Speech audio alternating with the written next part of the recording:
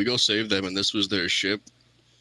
We totally found their ship broken like this, and we just checked it out because we were worried. The P again? Yeah, P's going to be the starport. And then to see the signal, it's kind of bad. I like that. Yeah, at least the signal was drawn on map. Oh, wait a minute. I lied. Get rid of that P. Yeah, I was going to say, what's this other mark over here? Yeah, and there's the other marks. That's downport. That's where you guys are. So one thing I picked up on this week is downport refers to port side on planet, where high port will refer to an orbital station. Some planets have both a high port and a down port, and some may just have just one.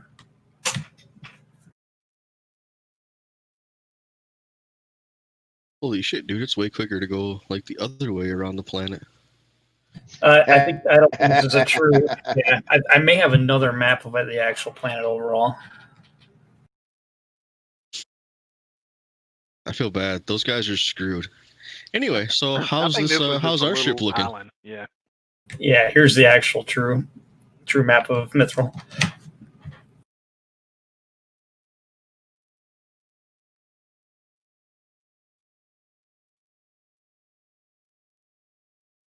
And I think from right here's a good spot to pick up. So Icarus, he's trying to catch up with you guys. He was going to meet up with you in Olympia. The distress signal, though, is strong enough to be heard off planet, and any licensed Imperial ship is required to respond to a distress signal. Just think like Alien. So because this is en route to his jump destination, his ship is the first one here. So Icarus, if you want to pick up and tell the guys how you come planet side, etc. All right, so they're at the port, correct? Yeah, down port. Yeah, you're gonna get there. You're gonna see them just. It's like a chop shop on the starport when you show up to them. I'm gonna go with the drop. The orbital drop pod.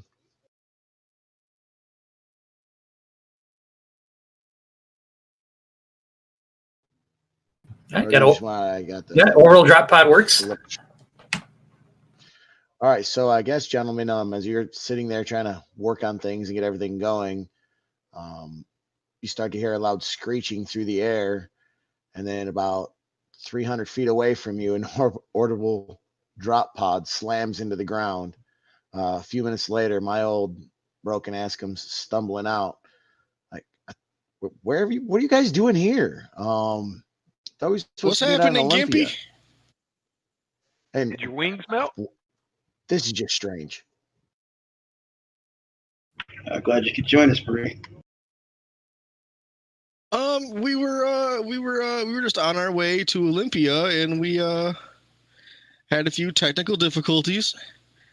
And then we found this other ship here and a whole bunch of foodstuffs, and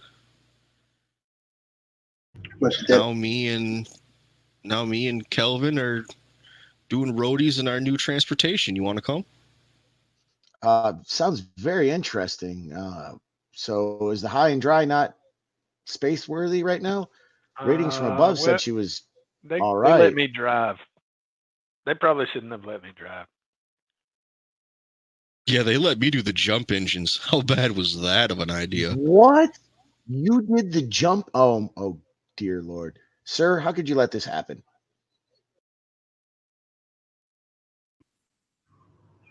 Sorry, me?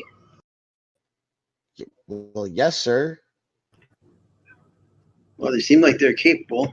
I just want to point out, I did mention I am highly incapable.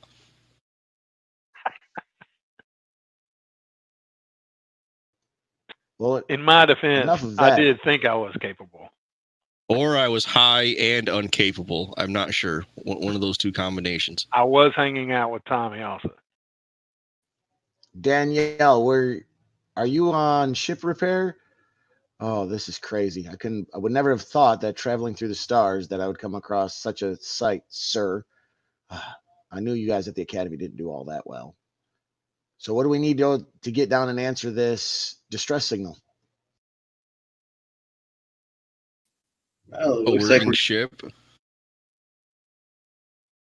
it looks like we're gonna have to take the other ship, but fly it in the atmosphere since it's not space worthy. How hard would it be now that we're actually inside of the ship we broke into? Because I don't actually think we ripped panels off of it. If I remember correctly, we actually went through the window because that was the weakest point to blowtorch. I mean, now that we're inside, is it that hard to take out that window and replace it with our window? Or I seem to remember that the computer might be locked up too. Yeah, probably not. It's just I'm gonna say just a referee decision. It'd be faster just to take the part off this ship to repair your high and dry than to replace the window. I think we failed the roll though, didn't we? That works too. Well, we failed a single roll, and then I believe where we left it is we were trying to figure out how we could chain together some rolls. Okay. Yeah, that's what was got the last thing to do was you were going to try to boot into the computer and hack into it. But at that time, we hadn't done it yet. Yeah, we were just talking about how we were going to do it. I hacked into the computer already, but then we were just trying to figure out whether we were going to take this ship and go and then come back and try to repair ours, or if we were going to try and do the roll chain thing, I think. Right, I just remember whatever we were doing had a really high check, and we were trying to figure out what skills we could chain together, because there was like a check that needed to be made that was like a 12 or something like that. We were trying to figure out how to get that. Is it removing the part and then just repairing our ship? No, because I do have something for that. I don't think it's that hard. It's just time constraint was what my end has. Do we have communications far enough to reach the signal, the side of the signal, and whoever's working on the ship? How long will it take to fix?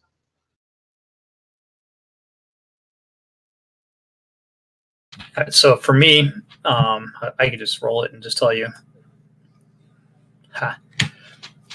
It's going to take 3 days to cannibalize the part you need off this ship, which now that you're in the computer, I do have a ship name for you. It is called Deliverance.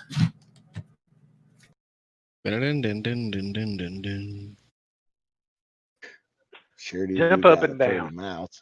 Yeah. Yeah, based off that, I say we get our ship working, and then let's go check out that signal. Well, it's going to take 3 days. How long is it going to take us there in the ATV, and how many can fit in the ATV? Well, we also have to worry about fuel. Is there enough fuel for the ATV to go from point A to point B? And back again. And back again. Yep, 1 second. Yep, the I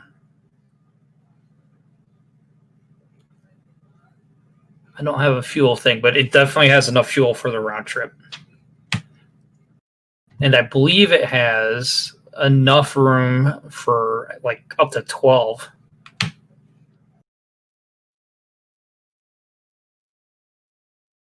I'm sorry, 1 crew, 7 passengers, so 8. But it still has a cargo hold.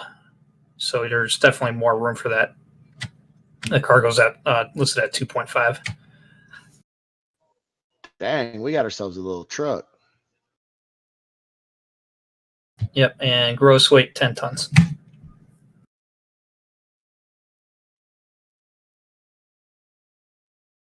Now the it will be longer. It's up to probably, in your guys' best estimation, let me see, 2,000 kilometers. You could go.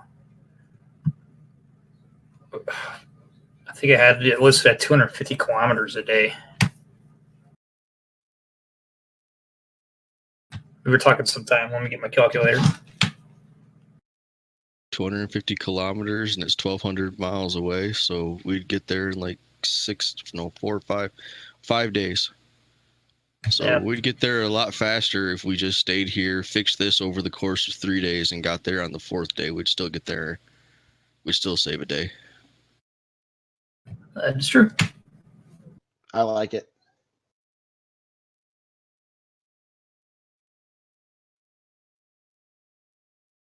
Yeah, and you guys did raid the pantries here, so to speak.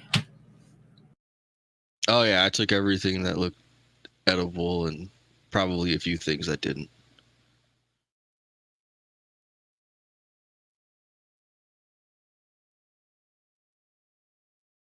I don't know about Bondo, but I definitely got duct tape. Because that was a purchasable item.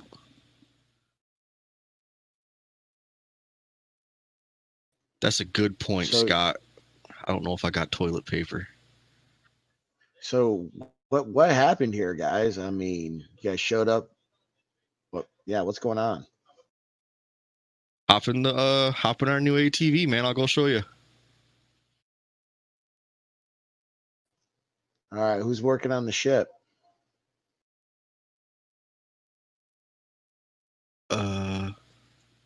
Danielle can. Yeah, it's gonna be an engineer in electronics is what we're chaining. Scott's got electronics. Yeah, that's not Danielle then.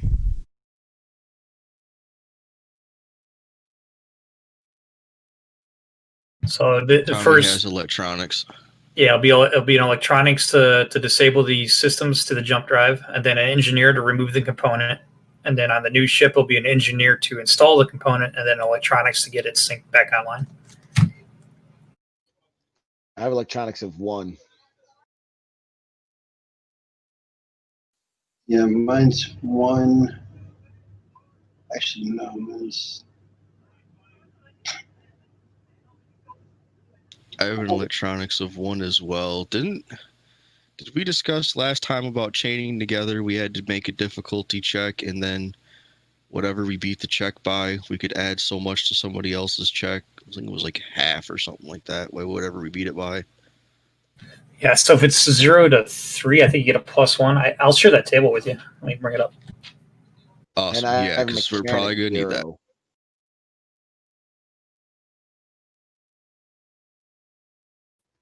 I have mechanic 0, but that's not going to help out at all, is it? Better than a -3. I have mechanic. I think. Holy cow, that was loud and ouchy. You guys should get the table on the task chains. 1 to 5 is a +1.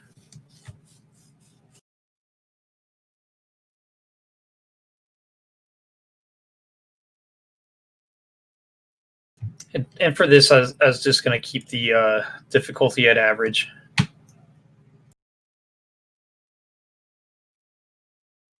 I'll throw out an electronics check and try and get an average to see if I can add to somebody. Go through out electronics checks, or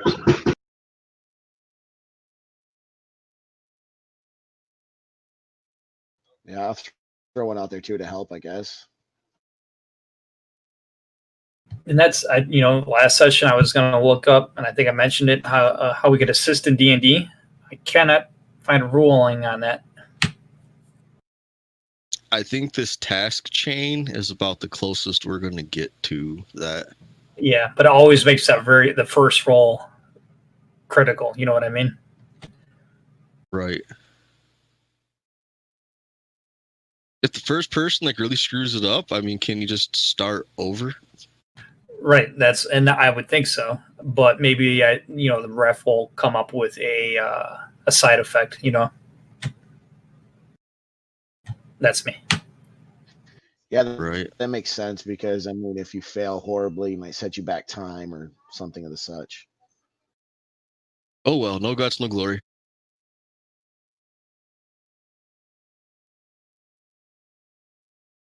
All right, I'll still take the engineer roll, but we're at a negative, right? Oh god. Whoa, we got what happened? I guess either way, the electronics was not disabled properly before our engineering check. Should I try electronics? Sorry. No, I need the engineer. Yeah. Oh, an engineering check. Am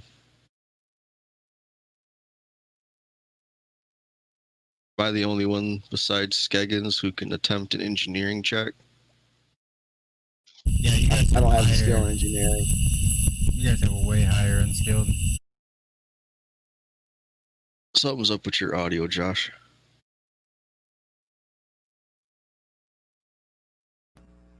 I have a jack of all trades at 2 if you want to try an engineering check. Yeah, it's where I'm sitting at too.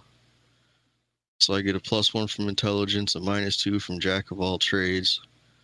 So I could attempt it at a -1. Yeah, well, we're already got a 4 difference or -2 to 5 difference. See, that's an additional -2 to the engineering check because the electronics was not properly disabled.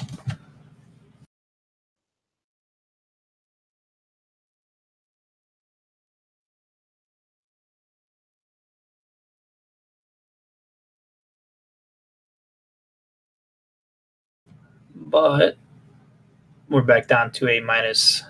You got a 6 on a set to 8.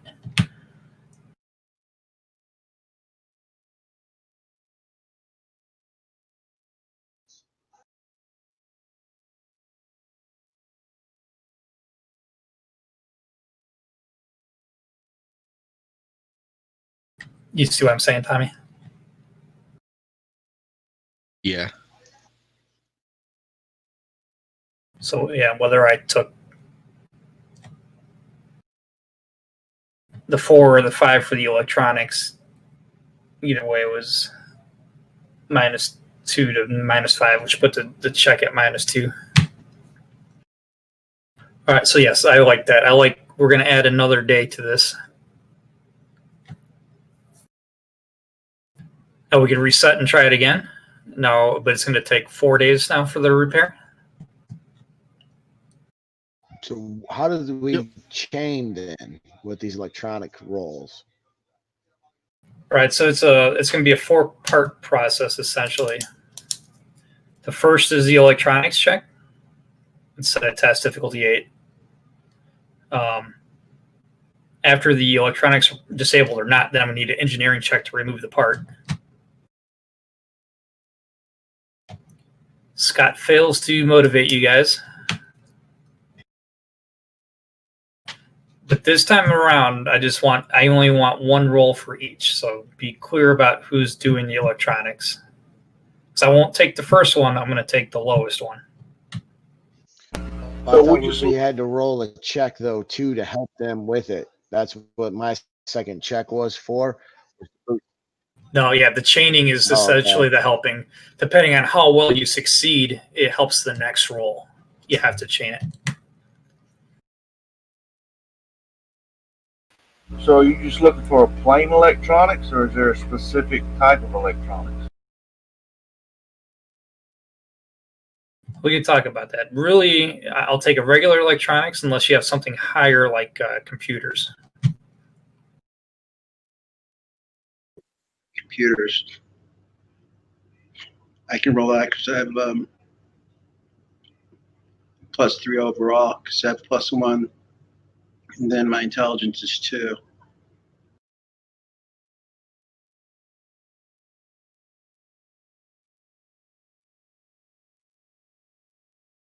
All right, so Scott exceeded it by +3. A +3 on the table applies a +1 to the next engineering check.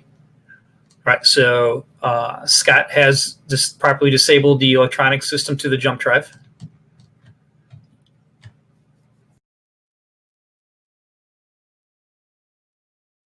Want to give this one a shot, Skeggen? I didn't do Yeah. so hot in the last one. I just need to know, do I add any stat bonuses to this or what? Oh, Probably probably your intelligence. intelligence. Yeah, probably intelligence. Okay.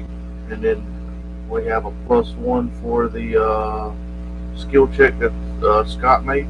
Yep, because you did a good chain. All right. Wish me luck, guys. Good luck. You got this. Roll, damn it.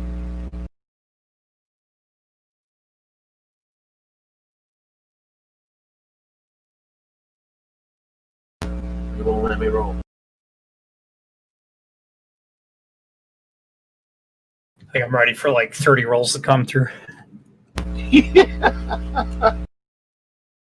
For Jack of all trades, I haven't been able to get it to roll off the character sheet. I've had to pick up the D6 manually and roll it.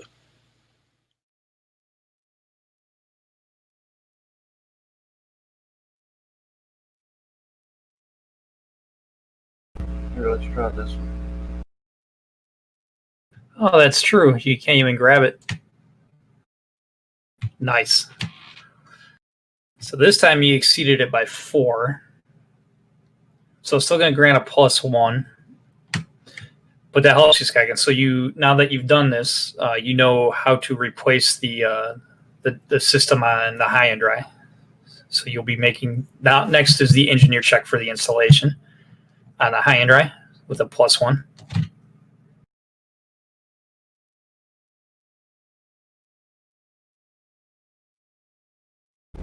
So same bonus, +1.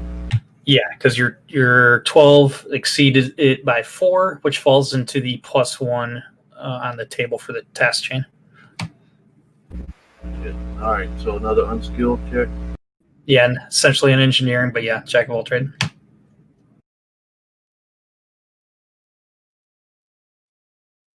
Now that didn't apply your intelligence or your +1.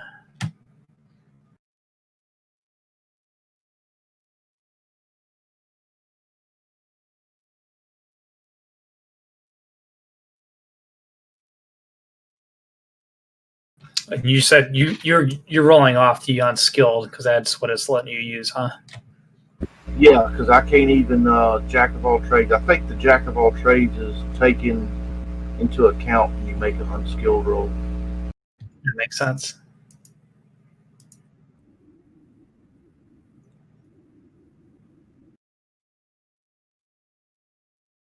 Oh yeah.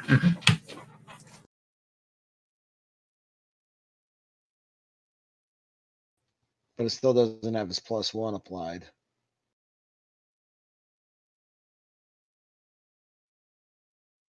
Wasn't there a That was +1 from intelligence the either.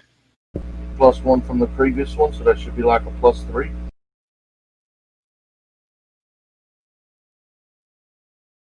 Yeah, I'm going to your intellect. So your intellect has a +1.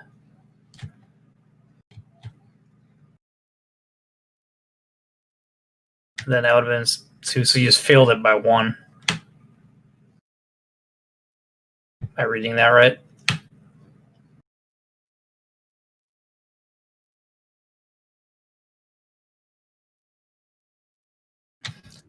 All right. So let's say Skagen, you didn't break this thing. Roll something. Oh yeah, you're good. All right. You didn't damage it any further, but you're fed up with it. You're not going to be able to do the install.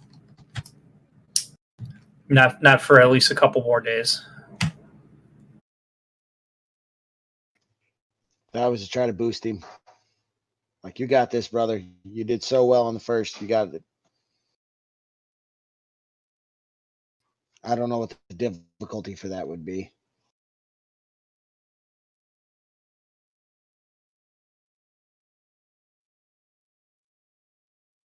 It probably would have made that routine. So you guys would have both got Skegen back in there. I'll give it another shot, Skegen. All right, so I got my intelligence. Do I need to click a +1 on my boon or no? Yeah. No, not. You know what? I'll keep the +1 because you did have that success removing it, so you should have a better understanding on how to install it. Okay, here we go. No. All right, so we got it installed. It gives a +1 on the chain. That just leaves an electronics roll to power on and up. Check this thing.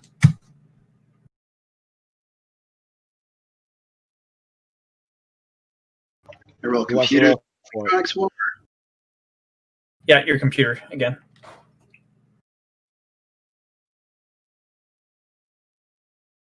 Okay. Looks like the high and dry is functional again, guys, after 4 days of maintenance. Yay!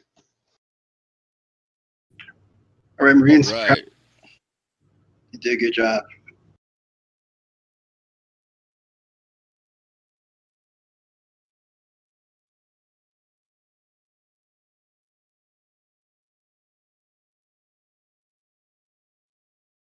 So Well, boys, is that distress beacon still going off?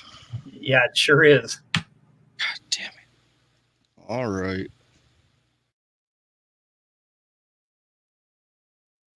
Well, boys, after we answer this distress beacon here, I got us maybe a good old mechanic we can go find.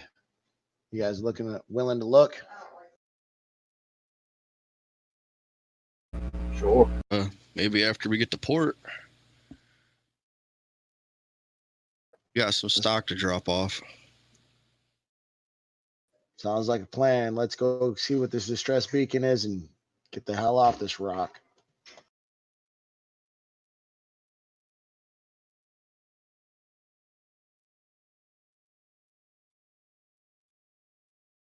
I'm gonna go inform the passengers that we have power again and we got engines again, and we should hopefully be hitting orbit by possibly nightfall. Not that they know what time of day it is. They've been in the cargo hold the whole time. Yeah. These poor guys. I think you guys could get that ATV in the cargo hold too. Thank you. Well, yep, we're going to go ahead and snatch that up too. Yeah, that sounds like a good idea.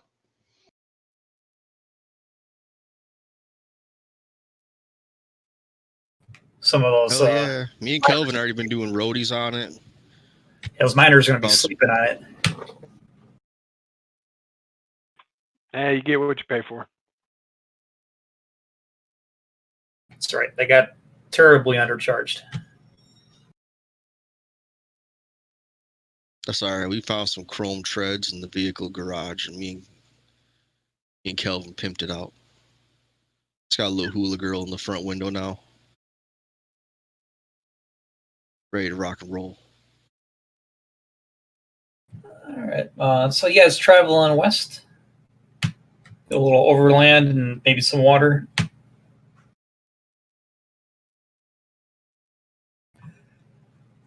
Sounds good. About halfway to your destination, your sensors do pick up a vehicle wreck.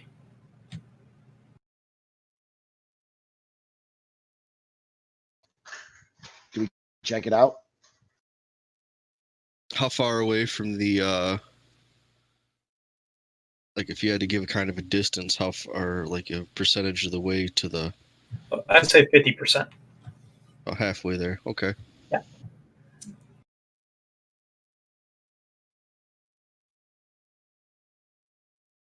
I don't think it hurt to go check it out.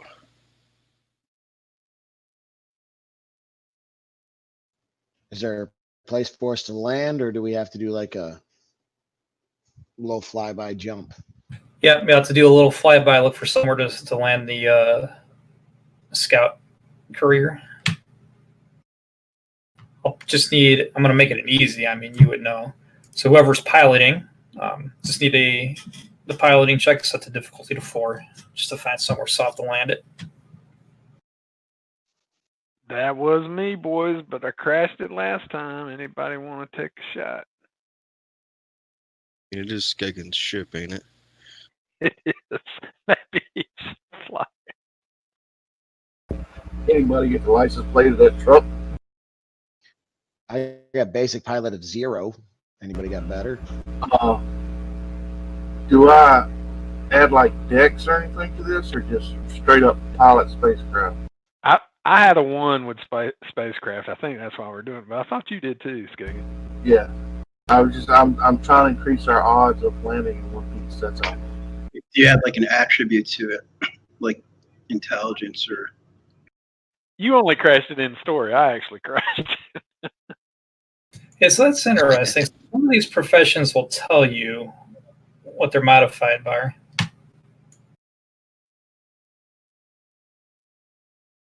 I do like. Some of them have multiple modifiers depending on what you're trying to do with them.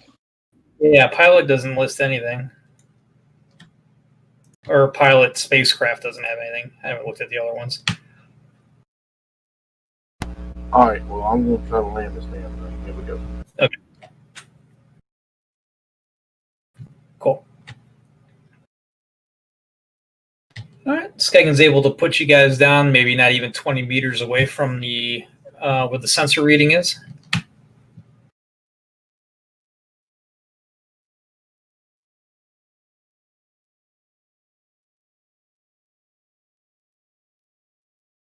All right, everybody climb aboard the our new toy. Careful of the leather seats. Yeah, I jump in and let's roll. Yep.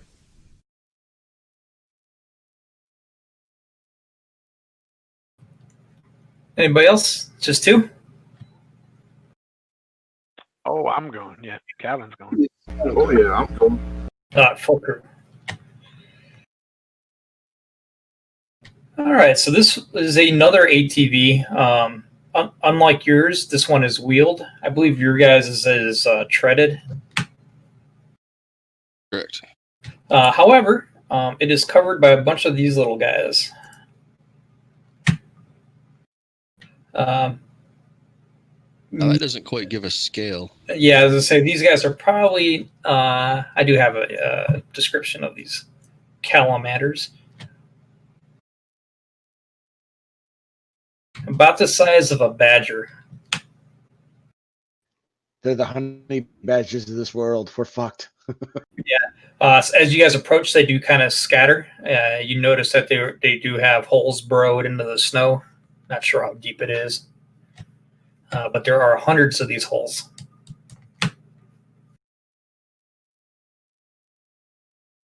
Is there any like seismic reader on either the scout ship or this particular vehicle we're in? No, nothing like that would give you any seismic stuff. So we could be driving across Swiss cheese. Yeah, it's potential, yeah. Well, that sucks. Careful where you step, boys.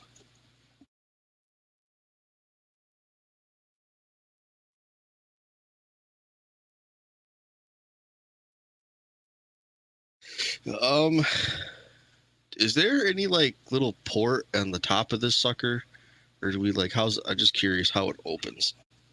There's doors on the side. Oh, I don't know.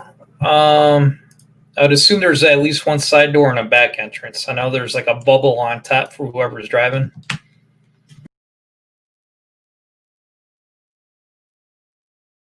Well, that's cool. There's kind of that little door right there. So like, we could open that door and somebody could stand right there. So like Scott with the big gun could like kind of stand right there, take some pop shots at these lizards if he had to. Turret gun? No, this doesn't have a gun. You would just kind of be like standing outside the door. If you look at the ATV, I take it back. Ours is not treaded. Ours is also wheeled. Yeah, the description is treaded though. Okay. No, I'm just looking at this. Just looking at the ATV itself, there's that door right there, and there's kind of a little indented area, so you could kind of stand in that indented area, and as long as I don't drive too crazy, you could just take some pop shots. Okay, should probably use this Gauss pistol though. Let's see if the laser ammo.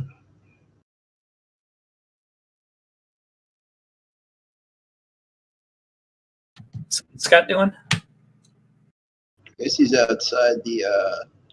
He's hanging on the outside of the ATV. I guess. Get the picture. Yeah, take a look. All right, so this thing has been stuck in the snow for some time.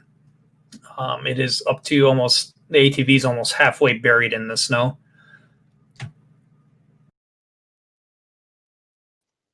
This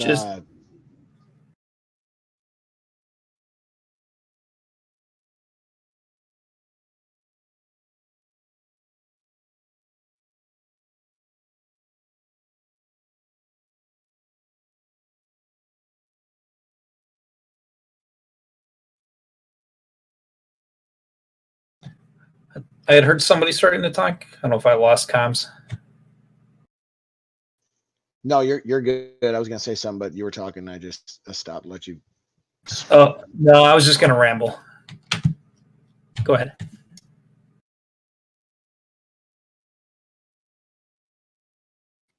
I was gonna roll a survival check to see how long maybe this has been here and how long it's been buried. The snowfall for the area. What little bit of info I can get from it. Okay, I do have it set to routine if you want to roll. And then are you going to be physically, as you're done? Yeah, I was going to physically get out of the truck and then go up to it.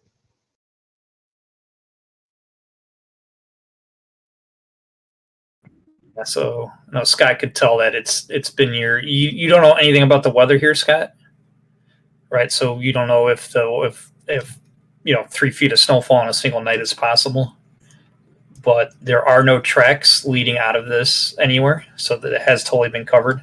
Okay, yeah, Scott's just going to relay that to everyone.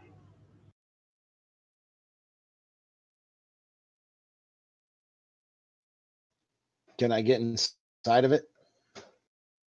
Be able to shift the snow, just unbury it. It'd take maybe 5 minutes to get to an entrance. No hatch. So that's what Icarus is going to do right for 5 minutes. Inside.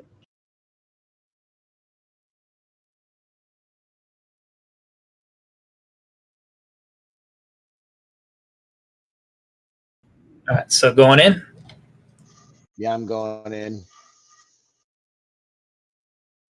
All right, ATV is completely empty, to include all personal effects. All right, so I climb back out and I head back over to the other guys and be like, well, look, whoever was here, looks like they crashed it, then grabbed all their belongings and left on foot. How long ago, I don't know. As the lieutenant said, or the captain said, their tracks have been buried. So we should probably push forward. It's looking like they survived the wreck, though.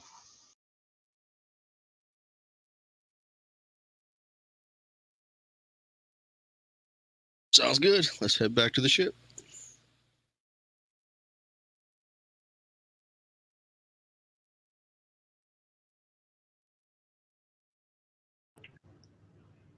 Okay.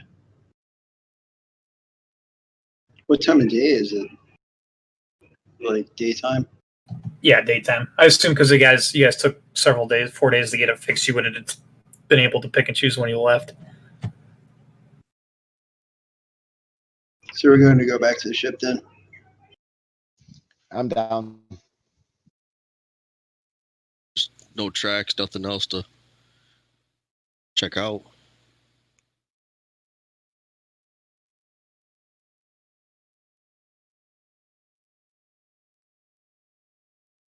Hey, wait, does the other ATV start up? I mean, the ref knows.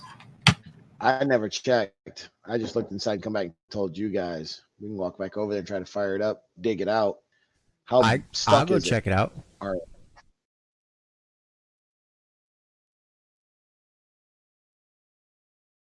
I have a 2 in mechanics. I could look at it.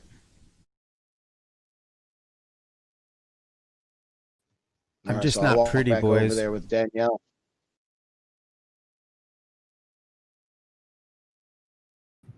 Yeah, mechanics. I'm an idiot. All right. Yeah. Go ahead, Danielle. See if you can get it started up. I'm going to set it to average.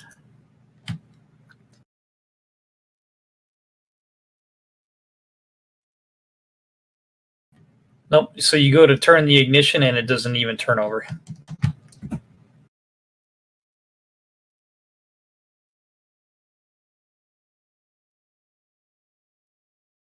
Does it make any sound at all? Or maybe do I feel like if I go down there and fidget with it, I might be able to start it?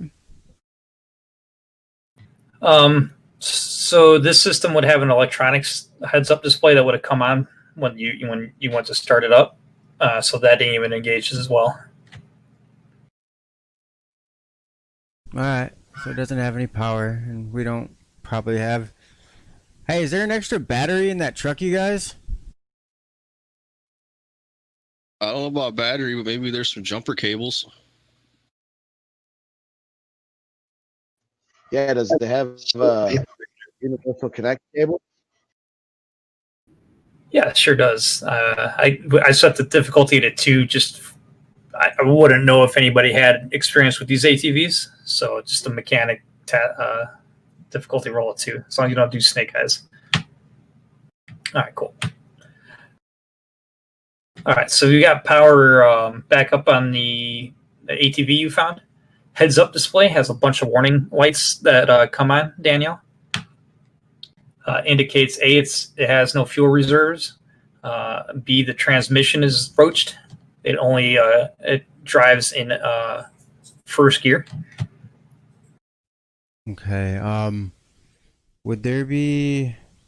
I mean, I'm thinking really futuristic here. Would there be like any like date or time or anything on like when it stopped working? I mean, like, would it keep a log of when these errors first popped? Yeah, it would have that, and there's probably also a crew log. You know, whenever they check it out of the port and stuff. All right, I'm gonna call Scott over here and tell him to come hack into this computer. Like, hey, LT, or I mean, Captain, want to come open up this computer for me? All right, Marine. I'll be right there. Hold your horses. I swear to fucking God, he calls me a Marine one more time. I said it under my breath. Yep, you're haha. Daisy! While they're doing that, I'm watching the little holes around the ship and see if any of our little blue friends are starting to poke their head out or get, curious. Yeah, no problem. All right, Scott. The last log was logged 30 years ago. Looks like the last log is 30 years ago. What? Does it have like amount of members or any names? Nope, it was just logged out by Survey Crew Team 1, and that's all it really indicates. So either this thing is really old or people have not been keeping up with the logs. Would it have like a home base in its GPS area? Yeah, so the log it was checked out from Mithro Downport.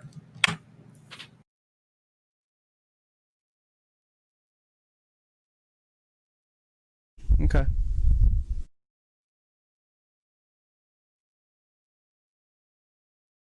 So yeah, they got it from the same place we're at right now, so it could be the people from the ship. I say we go back and try and do the same thing on the ship real quick before we take off. I say we just continue heading on down the road and see where the signal takes us. Because if it's 30 years, they might be dead and gone. And the quicker we retrieve the black box, the quicker we can get jumping.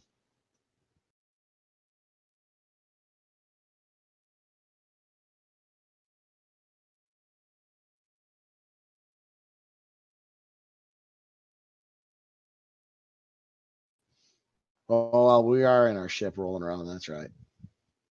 So we're gonna head back to the port, to the landing pad then. I say we go down to the emergency beacon. Yeah, let's keep heading to the Yeah, I beacon. agree. Oh shit! I thought that's where we were at. Yeah, I can see the confusion. This is only halfway. Your sensors picked this up as you were flying over. Oh, okay. It was not the actual beacon. You guys are only about halfway. Should we leave the ship here and leave maybe one person behind, and then take the ATV to the beacon? Still about a 4-day ride on the ATV. Still got a thought. What did I say? 1,200. So I guess it'll only be 600 kilometers. So 600, 3 days. No, I say we just jump back in the ship and head on down south. Yeah, I like that idea.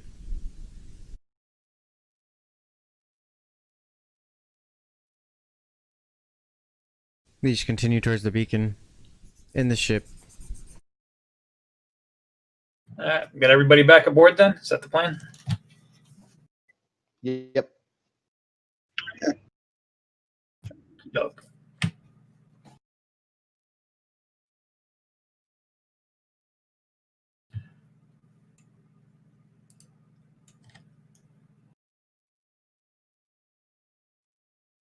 Okay, sorry, I was getting. Who's working comms?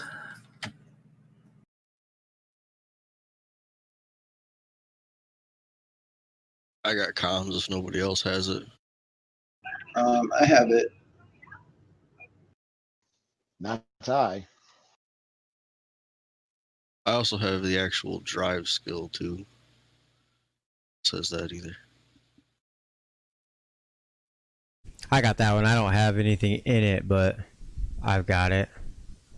I think one level of comms and then education.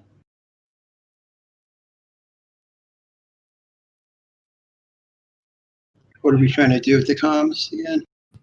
Well, I just need to know who's sitting at comms, just monitoring. Chat. If you're listening for the beacon, maybe the chances are maybe they have a radio. You're listening for transmission. The scout courier requires a pilot, an astrogator, and an engineer, but there would be also somebody dedicated to a comm station or co-piloting in charge of comms.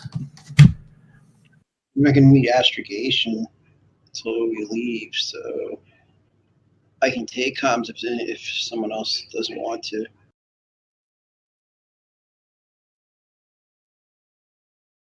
Well, it's between you and Rockstar.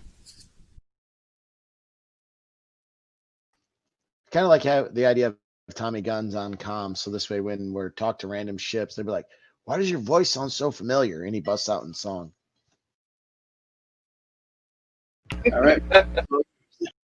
Tommy's gonna take a shot. I'll talk to people. I love talking to people. All right, so Tommy's on headset, just listening then. All right, so about 250 kilometers from where the beacon is pulsing its signal. Tommy, you start getting a Mayday, Mayday call. Male voice, pretty scratchy right now. This is weird. They keep calling Mayday, Mayday, and it's obviously August. It's supposed to be like one of them military things. I tell them we're on our way. Yeah, let them No. know that we're real. Let's just get No there a warning little them? faster. Let's not reply back, because if it's a trap, then we just screwed ourselves. Sounds good to me. While I'm listening to this, is this just a repeat message, or does it sound like somebody live? Nope, sounds like somebody live. Sounds like he's very frustrated. Okay, well then, knowing that, you could respond.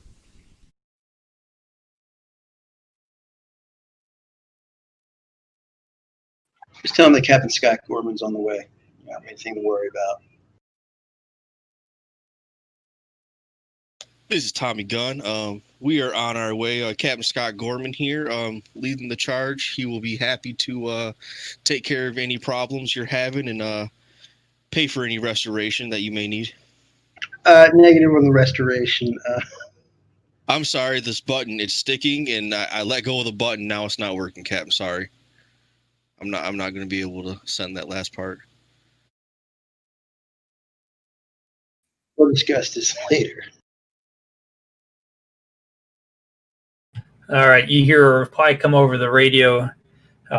Thank the Lord. This is Dr. Bothilder. I am here with my family. Are you coming from the downport? That's an affirmative. We've lost contact with downport for over 4 days. Can you tell me what's been going on?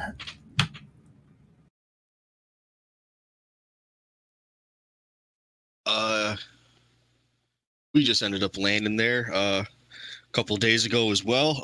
We didn't spot anybody. We didn't spot any living creatures there. Oh, yeah, I forgot. Yeah, now it should be over a week for them since they've lost contact. I forgot about the 4-day repair. I was just rolling with it. Yeah. It's been, 8 days. I had a rec on that. 8 days since they've heard from low port. What do I call it? Downport. We didn't spot anybody. Repeat that again. Downport was abandoned. Roger that. Hope everything's all right. Do you have me locked on for the an evac? My family has been out of food now for 2 days. We are living on lizard creatures. We have a lock on for evac, right? That's like a that's the beacon. You guys, That's affirmative. We have a lock on for evac. We'll be at your location in 45 minutes. Sure, yeah. Okay, there we go.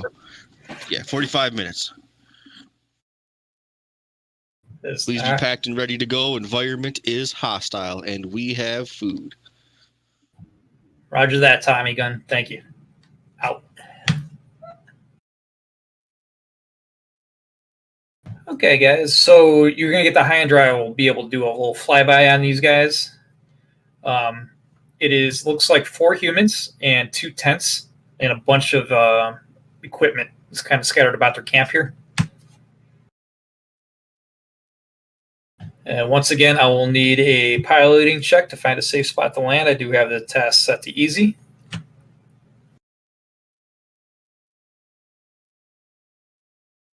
Excellent.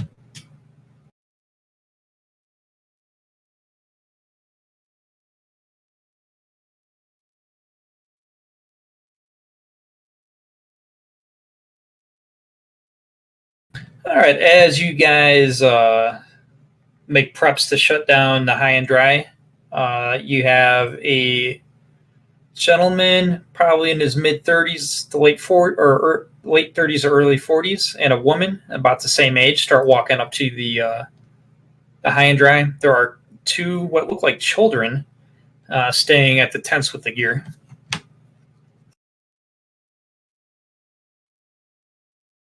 Want to power down the high and dry, or we'd like to keep the engines hot?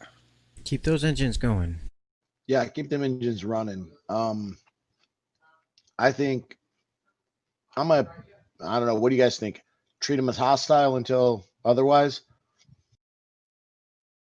I mean, it's hostile, but let's not keep guns pointed on them, kind of a thing. It's one thing to be suspicious. It's another thing to go out there with guns pointed at them. We don't want them to think that, we're robbing them. I mean, why were they out here anyway? Who knows? He's a scientist. Maybe probably doing field research. I can understand that. And then people kind of got thrown in the garbage. Who knows? Well, we won't get any answers here talking amongst ourselves. So I'm going to head out to meet them, but I think somebody else should talk to them. I'm not good with social interaction. Yeah, totally. Let's keep what we actually found back at Downport on the down low.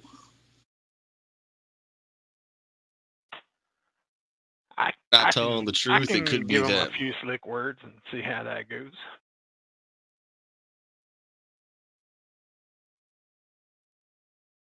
Sounds good to me. Your thing, and then I'll chain a diplomacy right behind it. I was gonna say I've got a 1 on diplomat or persuasion too. Either of those guys. And advocate. Hang on, let me read. What's that guy do? That's all legal stuff. So if we get in trouble, man, I'm your guy.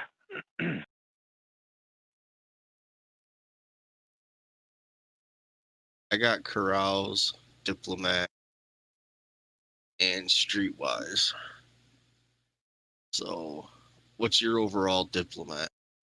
It's just a 1. So I've got a 1 in diplomat, streetwise, persuasion, and deception. And then I've got a 2 in advocate, but that seems to be all about legal codes and such. Why don't you persuade them that we're the good guys and we're here to save their butts, and then I'll come behind with the diplomat. You got it. So let's go down, introduce ourselves. Hey, how you doing? We didn't really see anything at the base. It seemed kind of deserted. And as soon as we landed, we picked up on their signal. So we were having a little bit of trouble. As soon as we could get our ship going, we came right out to see what we could find. Yeah. So the gentleman introduces himself as Eric Bothilder. I'll type everything in.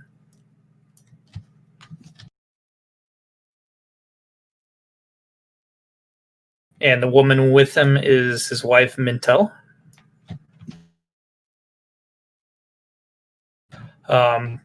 He says, we've been waiting on our food resupply for about 10 days now. We waited a little bit before we fired up the distress beacon. A few days once we realized that things are going to start getting grim. I had 2 of my field assistants. They took our hovercraft back. I don't know if you saw the hovercraft at all. Yes, I was getting ready to ask. So is that the thing we saw? That's the other thing. What do the surroundings look like, and what do we see? Right. So you guys, hovercraft. Yeah. Right now, you guys are on it's called a Taiga, TIGA.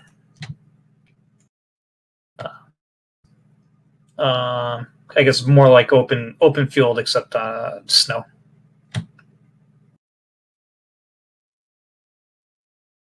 Yeah, no, we didn't see a hovercraft.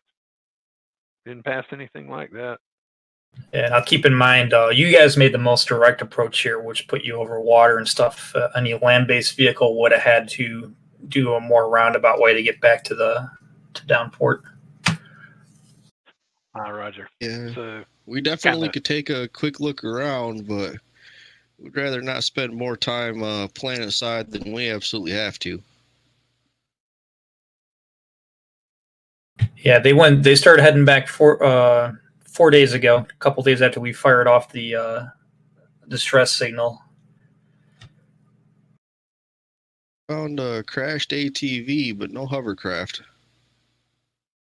That ATV looked like it'd been there for quite a while. Yeah, it could have been from a previous research group. It's been about 30 years. My wife and I worked at a university in Olympia when we came across these old reports of a lost civilization out here in Mithril. We decided to uproot our family, take our son and daughter with us, and take our studies here. That could be from the last expedition. It did not end well for them. Yeah, it looks like it. It was clean dry, and 30 years ago would be about the right time. Well, good, Eric. I suggest we load you and your family up in any supplies, and then maybe we could take our ship along the route that the hovercraft would take and see if we can't find your research hands. Right, so that'd be great. They wave at the kids and they make a soothing signal. You see the kids put some pistols away.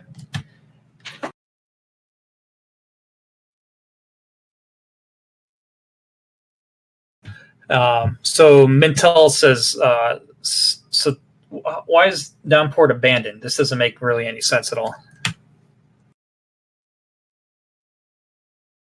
I'm gonna kind of look over, make sure the children is out of earshot. Yep. All right, I'm gonna tell them what we found with the burnt bodies and the signs of combat. The abandoned ship that was there. Well, now that's interesting. There's only really been one ship that's been coming in and out regularly. Was Remember it the name of that ship? I know it was a far trader. I think it was like Wasab something.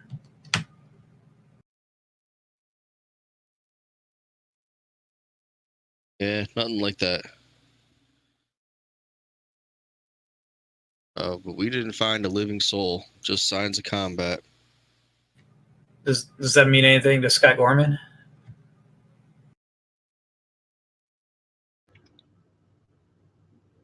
What was that? Maybe if I type it out, it'll make sense. Wasab? Far trader? That ringing any bells? What about Far Trader?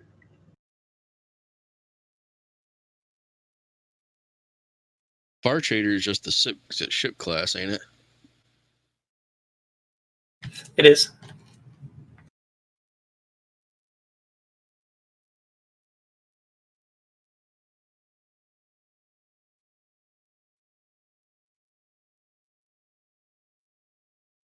I gotta whisper something to Scott, sorry guys.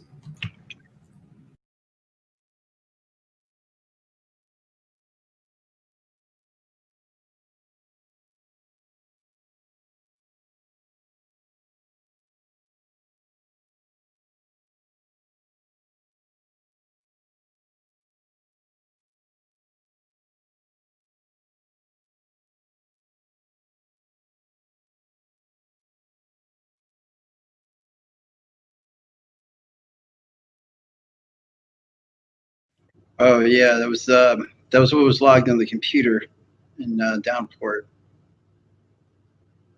E Takao Wasab.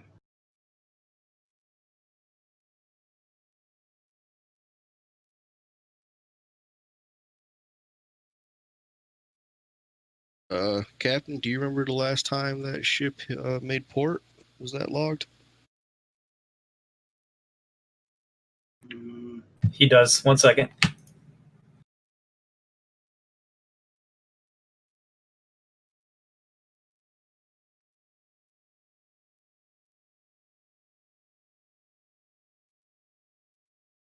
That was the last entry.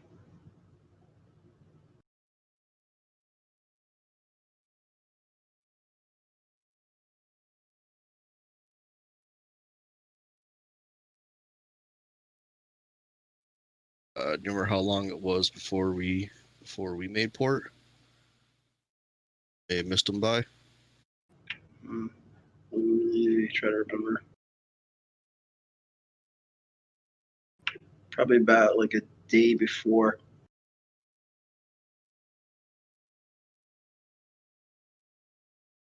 All right, let the good doctor know that the ship with that name, matching that description, was logged about a day before we got there.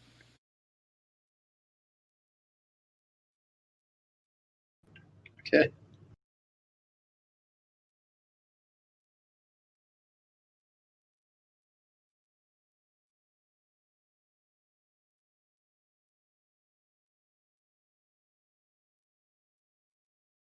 I don't think the scout ship was logged.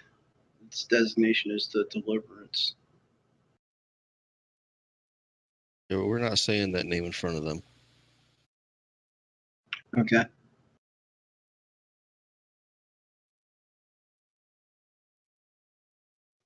Deliverance, right? Yeah.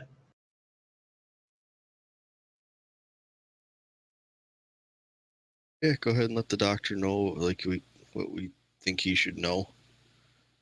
We found the MREs. We found we found burnt bodies, signs of combat.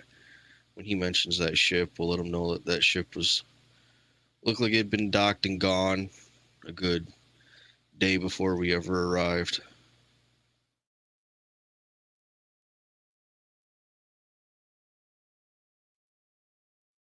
Okay, so yeah, Eric says you guys don't have to worry about talking discreetly in front of the children. They got to grow up at some time. Okay, yeah, we found dead bodies. They're burnt. We're gonna have to like deal with them. They've probably been out there decaying for a bit.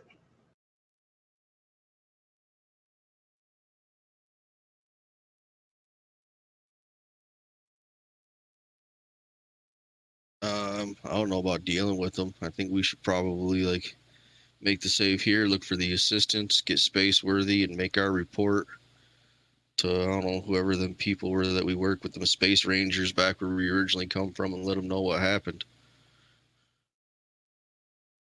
And we're already headed to Olympia. That's where you're from, correct, Eric?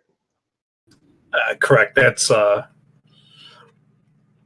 where we have one of our offices at for the university.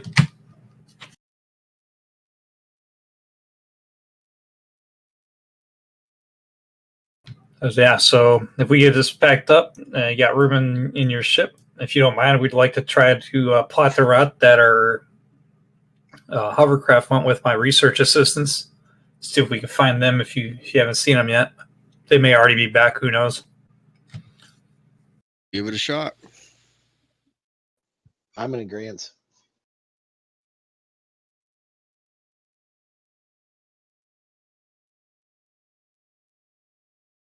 Okay.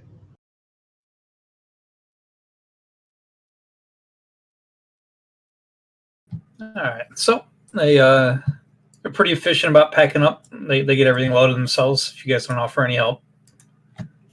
Yeah, I'll help out. Kids seem pretty cheerful that they go back and they don't have to eat calamander meat anymore. It's good for you. It's got a lot of protein. It's actually better for you than MREs.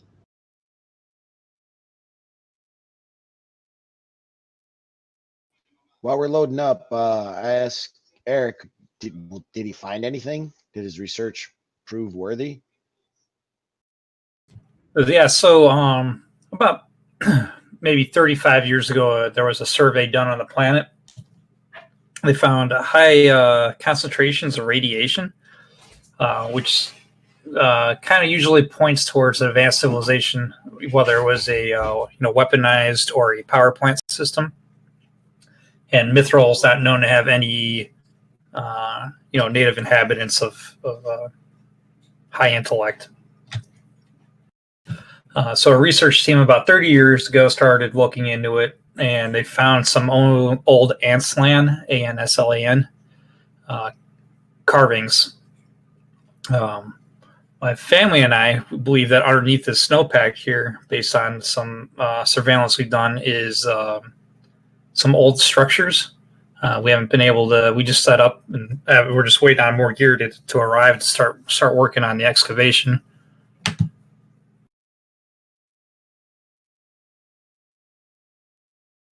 And you guys out of game familiar with Anslan, the cat looking people? Can't say that I am. Mm-mm. I do. Got a cosplay kit. Make me look just like him. Or once on tour. Was that when you were performing with Cats, the Broadway musical? Ain't call her Kitty for nothing.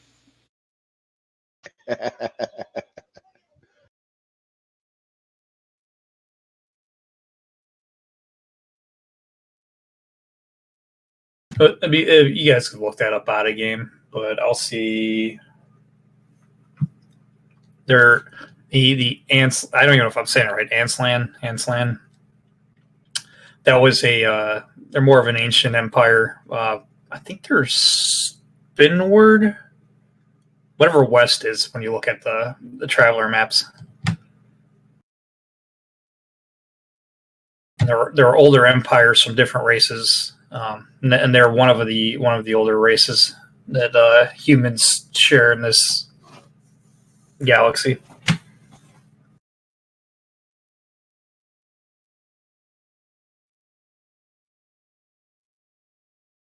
I think we could keep moving with the story, though. So we get these guys packed up, ready to get going, and we're going to plot a course back, but kind of make the land route less direct route to see if they can find the hovercraft. Is that correct? That's correct. Yep.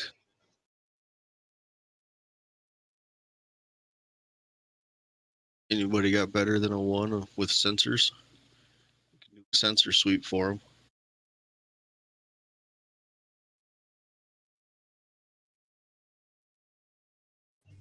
I do You not. have it. I have a total of Negative. +3 for electronic sensors. You want me to try it? So you have a total +3? So my intelligence is 12, and I have 1 in electronic sensors, so it's total of 3. Yeah, have at it.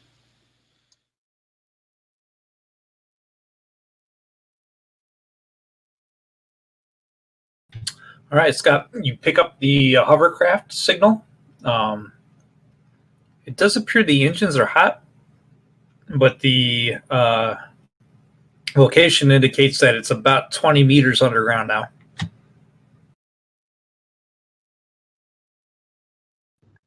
Okay, so looks like the engines are still hot, but it looks like it's 20 meters underground. Should probably look for some sort of entrance to like a underground section, maybe a cave or a. Are any possible signs of collapse where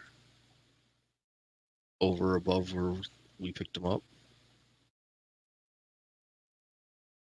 And they've been doing excavations and things, right? Do they know about any voids? Yeah, you want to ask them.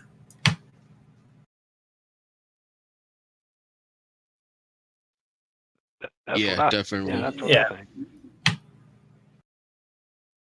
Yeah, I'm not sure if they're in the cockpit with you guys or you have them standing outside. Nah, they're in the cargo area. Well, they can be in one of the staterooms that we have. Talk to them in the stateroom. Yeah, I was gonna say Kevin will walk down, chit chat. Hey, here's what we found. All right, they both go Ashton in the face, and they both say the same thing at the same time. Snow worm. Snow worm, eh? First we've heard mention of this. Yeah, these snow worms are rarely sighted here on Mithril. Many believe they're just a myth. We have some proof that they exist, although we haven't seen it. They tunnel through solid ice, and given enough time, they'll tunnel through solid rock. So do you think the hovercraft or aids are in the belly of one of these beasts? Hopefully they're just in one of the tunnels they leave behind. I guess we can try the comms. Can we reach them on comms?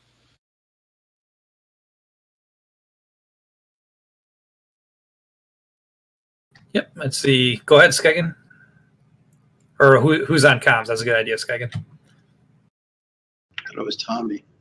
What time is on comms? All right, you are able to bring them up on comms.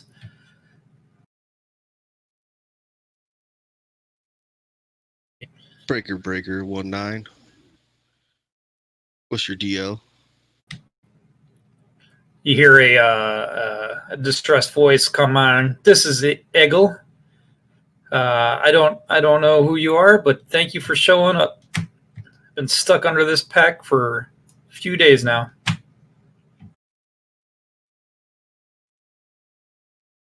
That's a big 10-4. How'd you get down there?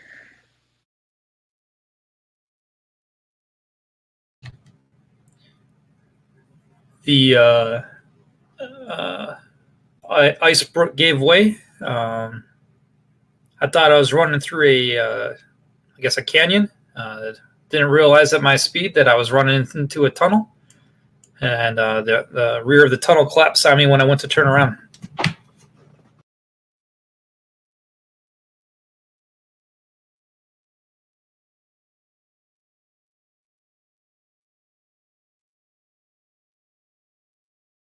Any sign of worm activity?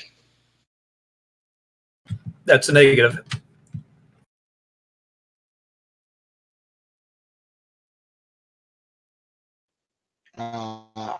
Icarus looks to Eric and says, since you've been researching here, are you any good at manipulating sensors?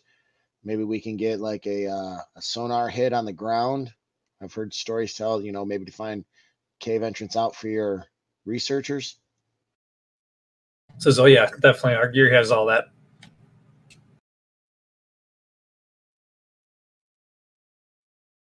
Can we do it from the ship or do we have to land? Well, I was going to ask, does that ATV have any kind of excavation stuff on it? The ATV does not. Boys, we got a cargo full of miners. But no, sorry. Yes, you're right. But the no, as in the sensors need to be on the snowpack.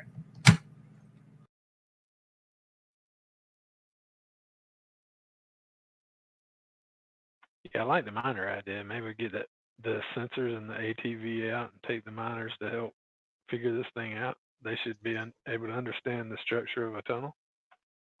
Well, that and Eric is telling us that he can just use his equipment right here on the ship, so we don't even have to set the ATV down until we get close to the hole. And maybe we can keep contact and lead them out. Well, his sensors do need to be on the snow on the ground. Correction. So yeah, we'll send his party out. What do you guys think? Plus, we got to negotiate with the miners. I think Eric, you're gonna have to pay that bill.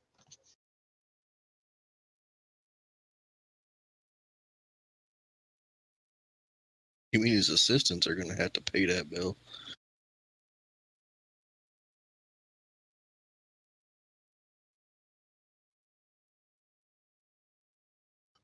So are we in agreement to set the ship down and let Eric hook up his equipment?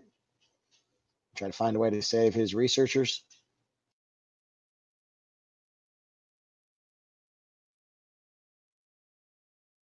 Sounds good to me. Better that than just letting them two poor fools die down there.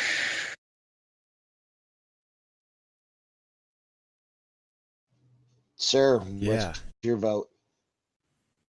Yep.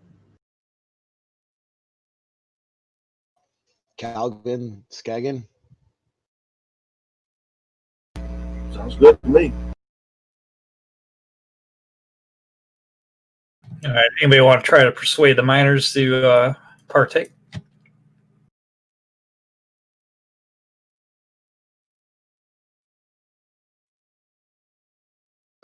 Guess let's try what we did before. You want to Kelvin, you want to go down there and butter him up a little bit, and then I'll try the diplomat. Actually, I'll probably try the carouse. Diplomat's a little highbrow. Let's go a little lowbrow. Absolutely.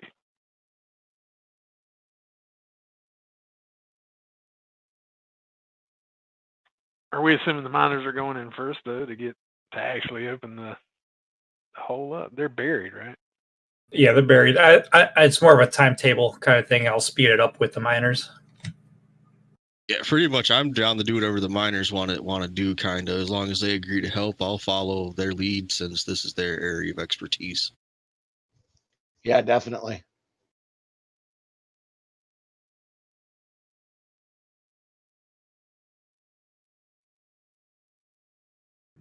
All right. So the guy that you negotiated with for the passage, he'll be the one you're negotiating with now. Roll high, guys. Get it good. Said, All right, I can't remember what I was having you roll first. What skills did you have? Well, Kelvin? I've got persuasion as a +1, so I could just try to talk them into it. Hey, we can't really get out of here without these guys' help. Throw them a persuasion. Seems like they they've got some pals buried. We need to help them out, man. Sure could use your help. It says, my crew and I have been delayed long enough. We're actually going to be past due on our report. You sure you can't just leave these guys behind? Is that important? Well, I mean, it could be you guys that we were leaving behind. So, yeah. Yeah, give me the roll. Got it. That's all right. We'll help. Would tell me about what the scenario is.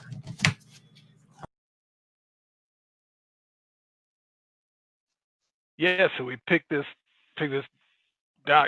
doctor and his wife up have been doing some research, and apparently some of the research folks were going back to the port for some goods and things, and got trapped in this tunnel. We've got the gear to try to help them out, but we just don't know much about keeping the tunnels safe while we do it. And this tunnel's made out of what? Seems to be an ice cavern, is what we believe it to be. All right. Well, we have a couple options with what we got here. We have some pneumatic devices that could drill through this pretty quickly. I may also recommend we could do something old school. We just try to melt our way down. If you guys have a heat source for that. Just the laser turrets. Ooh, I don't know if that might not be precision enough. Yeah, before we start making too much vibrations, Calvin kind of looks over towards Eric with a questioning eye.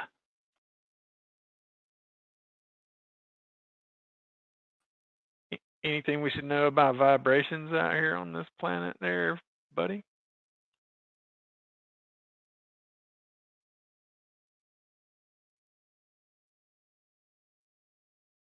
You guys all picturing tremors, right? Yeah, exactly. Oh, yeah. or the spice Not gonna worms. honest, I actually was picturing Beetlejuice. Oh, yeah, that's a good one. Yeah, they are think tremors. They sense seismic motions and to hunt and find food. Yeah, so I look back at the lead miner and we might want to stay away from anything that would vibrate the ground too much. Might cave it in. We don't want to risk that. But do we have anything on ship that we could use to laser cut our way in? If not, we're going to have to go with the burrowing. Plus, we still need to get the doc down on the surface there so he can ping the ground and see where we got to even go to work at. What about a laser rifle?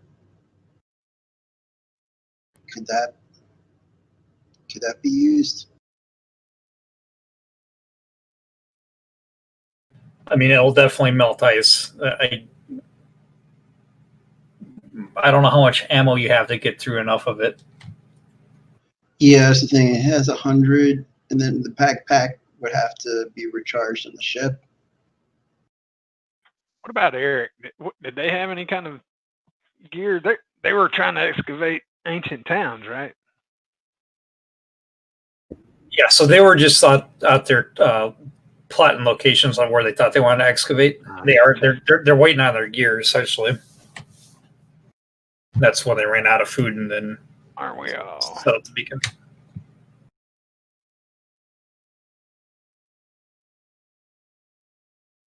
Hopefully we'll get lucky and wherever we got to dig at, the ship can stay in orbit there, circling us. Hopefully it won't burn up too much fuel. And if one of them big old ice worms show up, we can maybe get some bombardment from them. And we have a hot LZ always ready to go. Well, could the ship stay like in geosynchronous orbit and still be able to target it like outside of the, just on the cusp of the gravitational pull of the planet? So it doesn't have to sit there and expend fuel, or does it need to be lower to actually target the worms if something happens?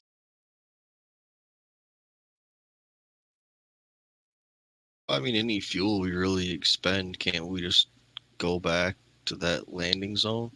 They seem to have plenty of fuel.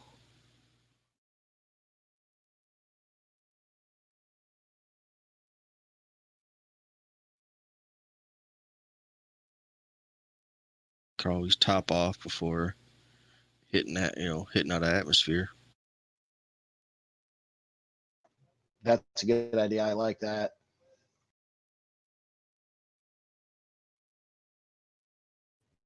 Referee, does our ship have capabilities to target the surface from low orbit?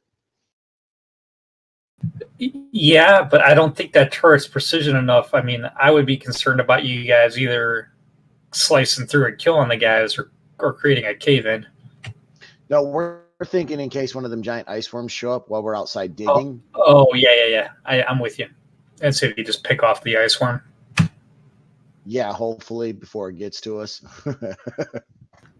Yeah. You guys should be able to. You don't have to go geosynchronous orbit. You just fly at 500,000 feet, whatever height you're comfortable with, and just circle loops over the dig site. That could be fun. So do you gentlemen feel like we have a plan now?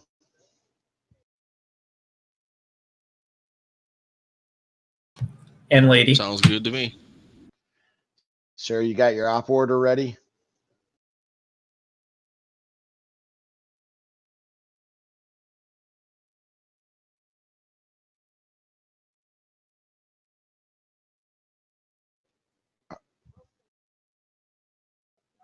All right, so Icarus will go with the miners to help provide ground support. I don't know what anybody else wants to do. I'll go with Icarus then. Unless you need someone else to fly the ship.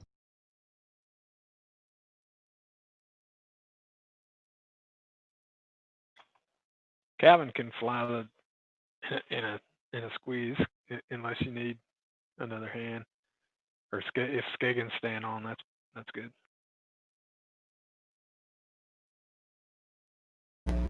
Wherever I'm needed. I'm the same way. I don't mind being on the ground, but I'm not really the combat veteran that you guys are. If you recall, I had a good time during all that war stuff.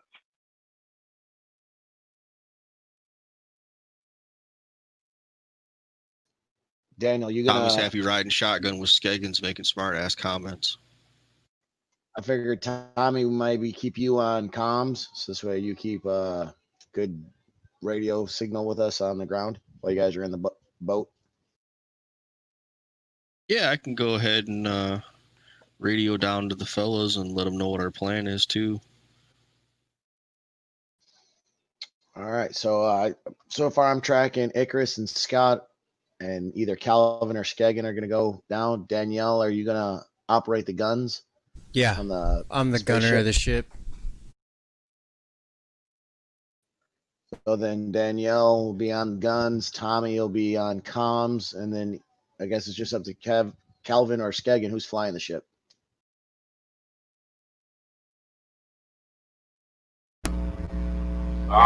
Tommy's gonna be on comms. I guess I'll be flying it then. All right, so I can go with the ground crew if needed. All right, so there's our plan there, referee. Icarus, Scott, and Calvin will be on the ground assisting the miners. Skagen, Danielle, and Tommy will be in the ship above us, giving us air support. And we're going to drop down with the researcher, the scientist, and see where we got to dig these guys out. All right, I'm just trying to set. Ooh, how do I do this?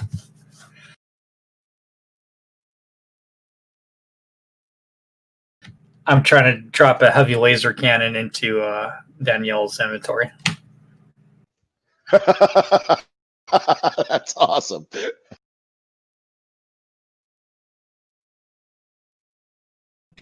They got in the next 2 to 4 weeks. They plan on having a ship combat feature and Traveller, based on the forums. Oh, that's cool. Very, very nice. But they're smart enough to know that I can't. I can't adjust the weight. Like it's the unlock feature that's usually available for anything is not available on this. So maybe if I null out Danielle's encumbrance.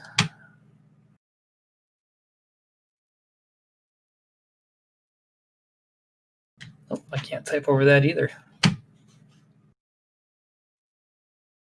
Maybe if you increase the strength to like 99 or something. Well, I know it should let you add over encumber. Because I know when I was adding all my gear in, dude, I'm carrying like 10 times my encumbrance. Technically. It's just how much do I have like set to actually be like carried, not carried.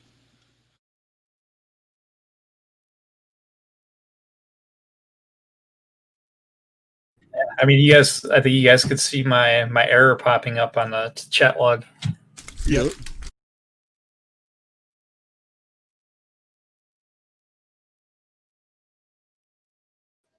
Yeah, we can just make a ship PC. Oh, I think that's for it's for like I think you mount that on a vehicle. I don't think that's for the ship though. It's the biggest thing they have in the Central Supply catalog. So it's supposed to, is there a ship like page? Yeah, so the ship, I mean, it has the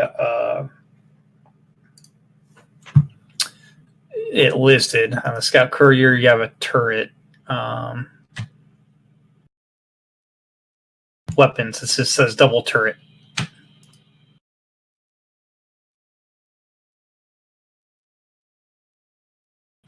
All right, so the double turret isn't specific. So I just went through the items that we have available to us and just picked the heavy laser cannon.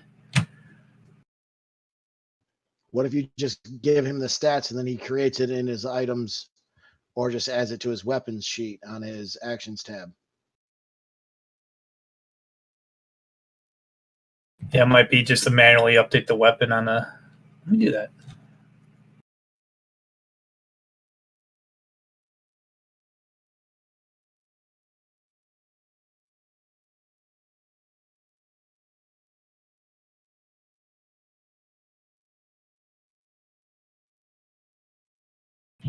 Oh, I was hoping there's going to be a plus on the weapons.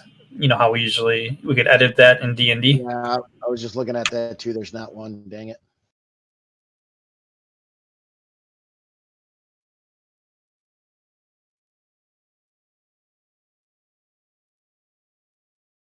This thing's no fun.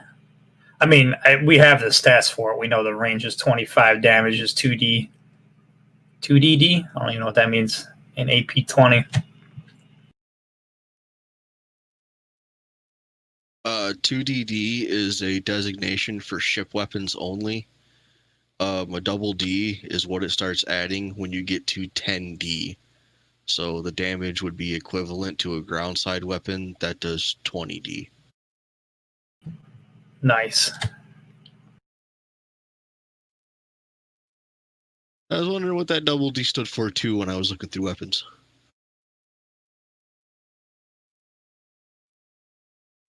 We just manually roll it if we can't automate it, because I just can't think of another way to. I mean, let's make Danielle's strength 99 and see what happens.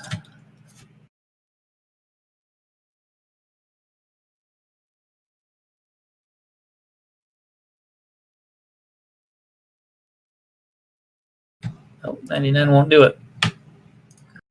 Man, nobody has the flamethrower, right?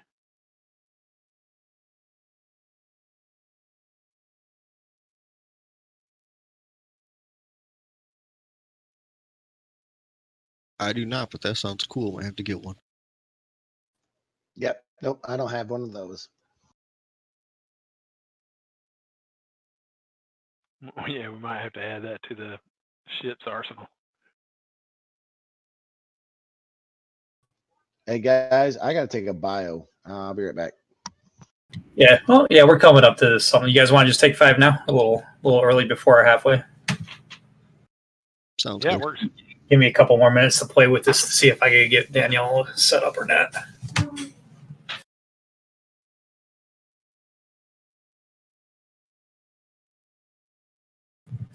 Well, the supply down starting back up at 10 till, guys.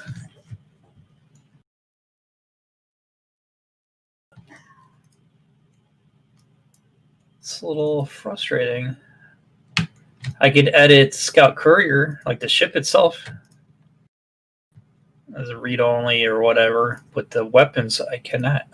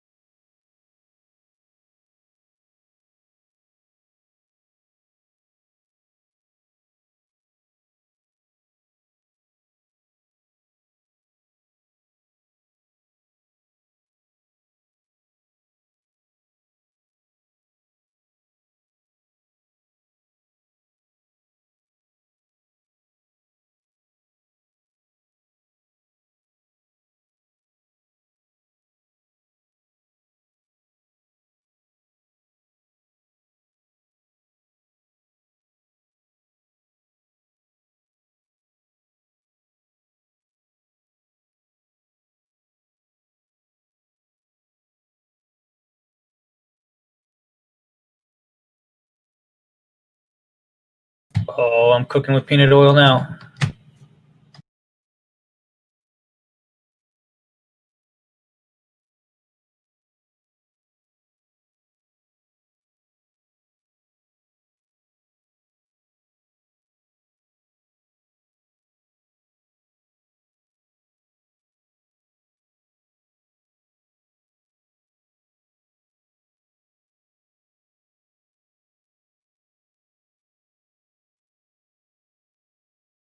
No worries. I actually put everybody on break.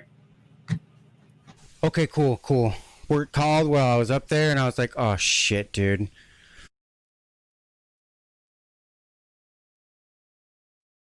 So when that happens, if that happens, I'm gonna pass the stream off, so that way it's not just sitting there blank screen after you guys are done playing. So I'm manually building this cannon on your inventory. Okay. Yeah, the heavy laser cannon is there. I'm trying to get to the point where I could see it on your actions tab.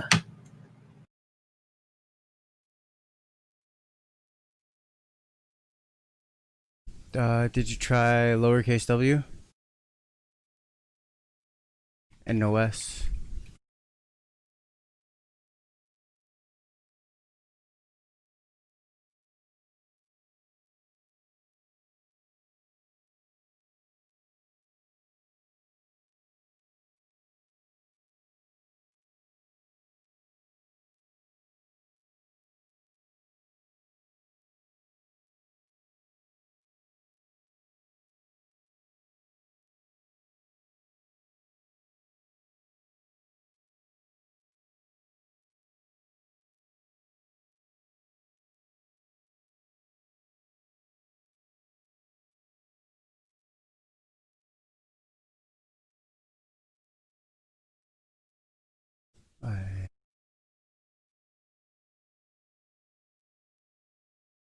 Ooh, maybe the skill? I missed something. This skill just says melee blade for dagger.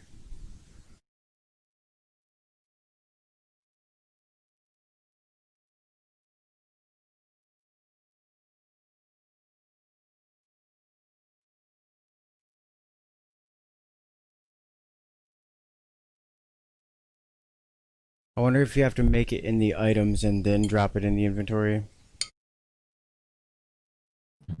Maybe, but as I was building it in your inventory, as soon as I typed in type a weapon, then it gave me the fields for the damage, the range, all that stuff. So it felt like it was going properly.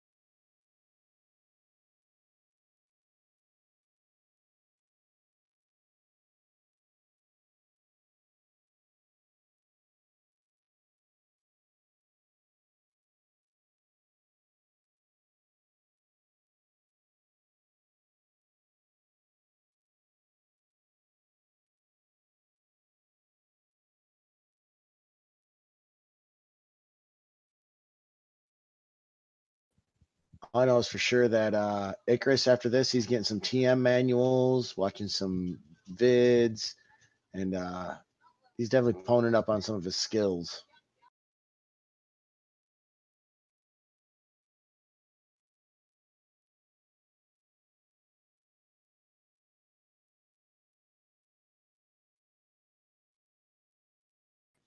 I really need to find my insight and get back to work.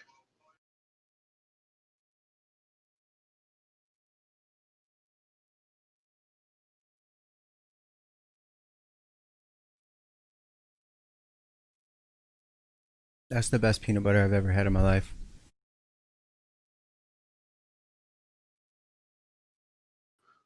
What time are we all supposed to be back? Right now, I'm almost done fixing the this cannon. I'm giving one more shot at something.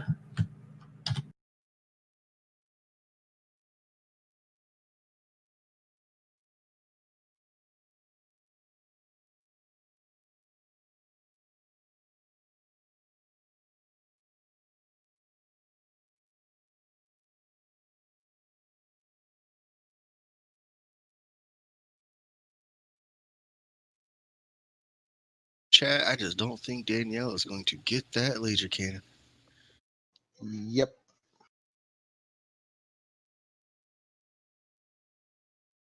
You both shut your mouths. My new call sign is now Rockstar.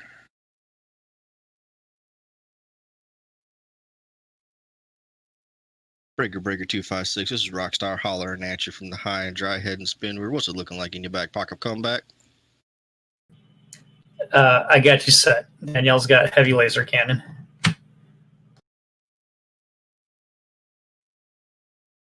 And that was it. That was it, Josh. I just built it from scratch. For all you, everybody else who's listening, I just ended up making the item, just duplicating the one, and then making the kilograms 0.1. Nice. What the fuck?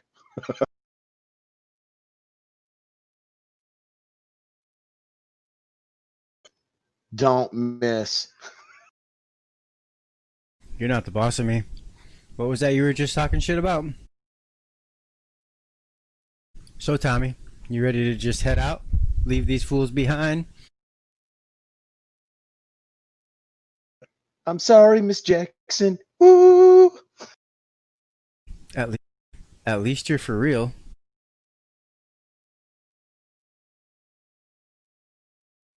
I would like to go somewhere possibly, but I mean, I can't fly. I got us.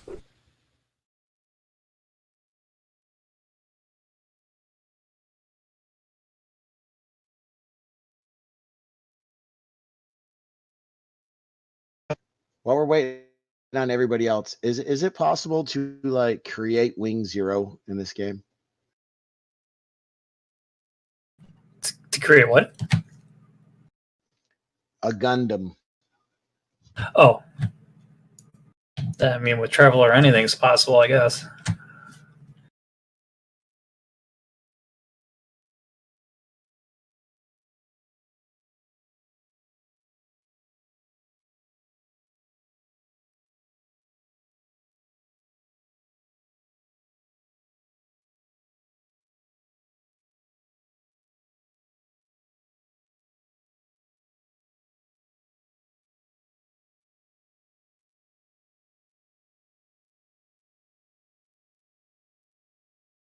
Sweet. One vote.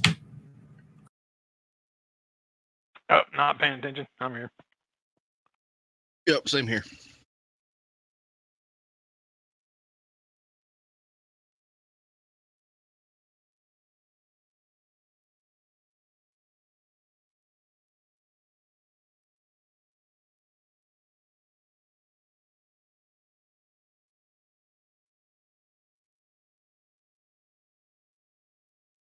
All right, guys. So we got the plan. We're gonna put the high and dry. Start circling, doing a protective pattern. I think we got Skagen at the helm, Tommy on comms, and Danielle's gonna be man on the turret. Dream team. On the ground, we got our team of miners, our 2 scientists. So this will be pretty quick. Okay. The seismic equipment determines that with your guys' rate of drill, it'll take 2 hours. That's not bad. And of course, the DM rolled it. All right. Skagen, you see it first.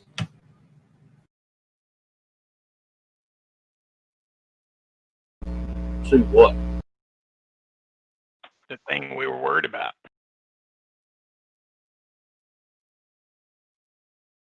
Oh, Tommy, let them know it's there.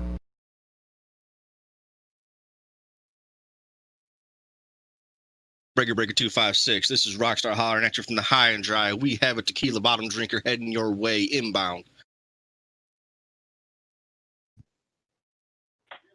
Red Roger Riser, that, Red TG. Rover. Hey, guys, you remember we had the chat about vibrations? Big one coming. All right, guys, this thing is surfaced. It's about 30 meters away from where you're digging right now. I'm going to need some initiatives.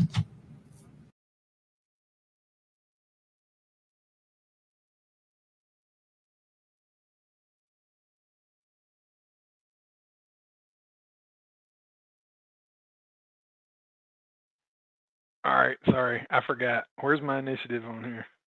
Good question. I'm like the last guy to ask. Where are you guys rolling from? It's under your Actions tab. Yep, Actions tab right underneath the character status. Oh, beautiful.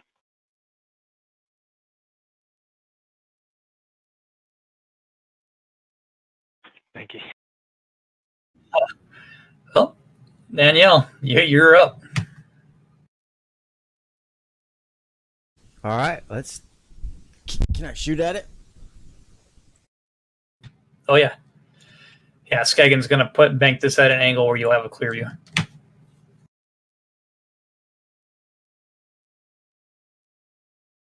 Before he fires, though, definitely, as soon as they told us, I'm yelling at all the miners, incoming bombardment, get ready.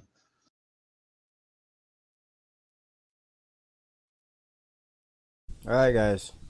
The captain said I can shoot, so I'm shooting.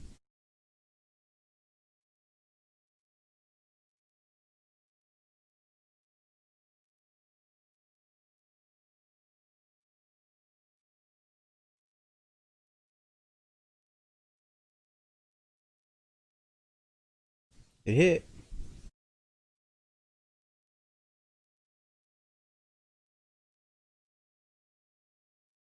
Good guy. Oh, Jesus. All right. I got it, boys. She wasn't happy about that, but you pissed her off. She's coming toward y'all. I was gonna say wounded, and I've got a gauze pistol.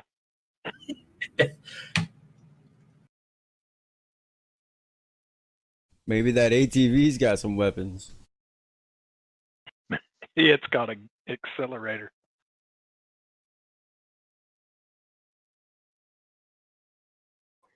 No point crying about it. I'm going to take aim and unload with my rifle.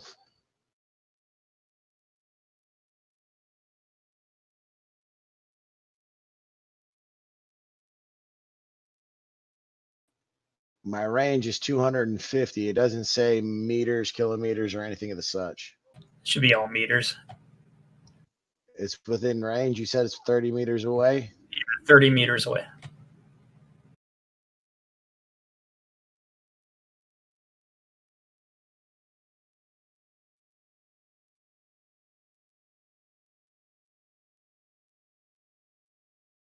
Ooh, +3 damage. That's cool.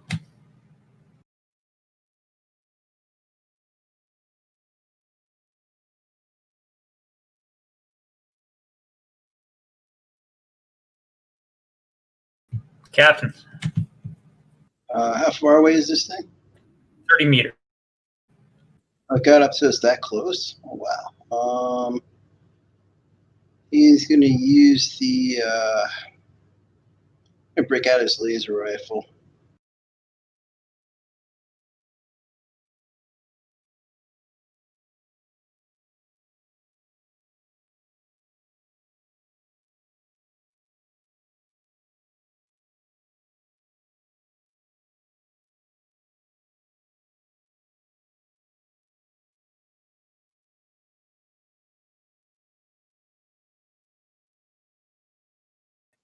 Giants. So one of us doesn't get eaten.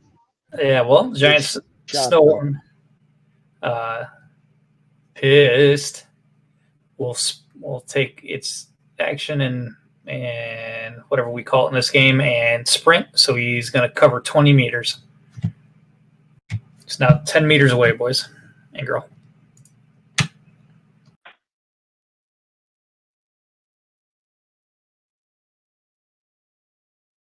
So I've got a question. So just a thought. One of us could get in the ATV, head away from the rest of the crowd.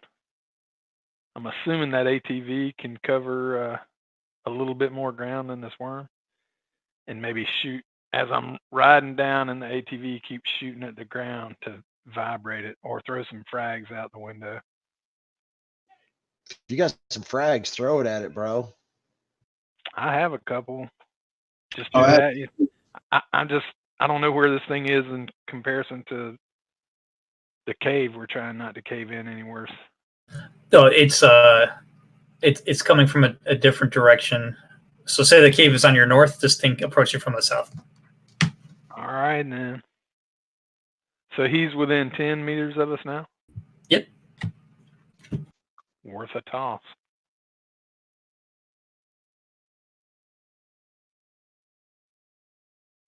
Did you say the ATV did have a weapons mount in it? I didn't as the ref. It doesn't mean it doesn't, though. Oh, dang it. I forgot to target the guy. Yeah, you just go ahead and drag and drop the damage on. Woohoo! That's what's up. Get him.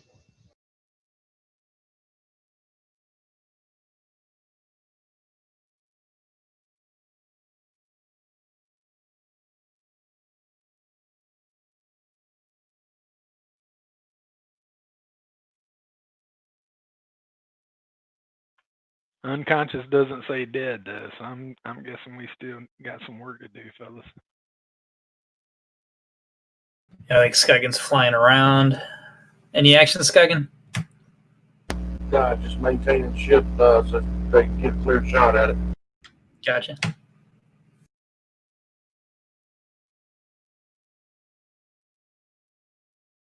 Tommy on comms. Yep. Hey, Tommy, ask the doc if there's any way to kill this thing or anything we could harvest from it.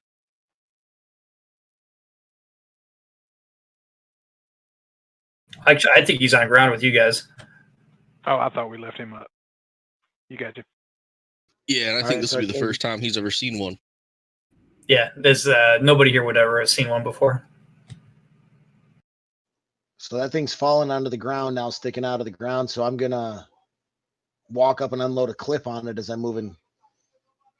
I'm gonna shoot then move back. Yeah, fuck that. Okay.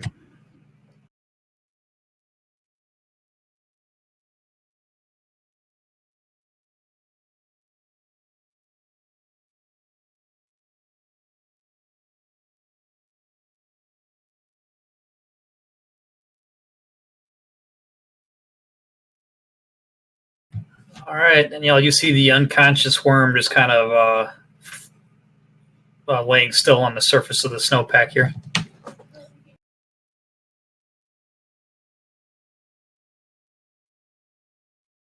Tommy, tell him I hope the insides aren't poisonous or acid, because they're about to be covered in it. Just picturing Starship Troopers when they blow up a bug. Yep.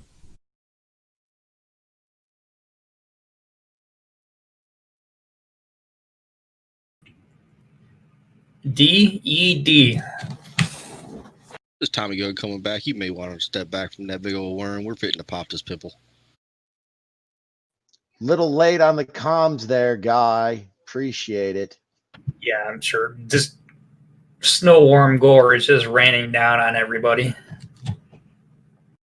God, isn't it beautiful, you guys? And you see her kind of just like smiling.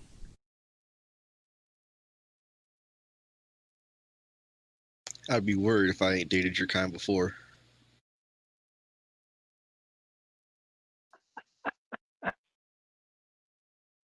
Wipe the gore off and turn to look to the miners and fire it back up. Well, I hope they didn't stop digging that entire time. For the 12 seconds? It's only been 12 seconds, but I don't know how long a round is in Traveller. Ooh, yeah, that's a good question. Something new to look up after this.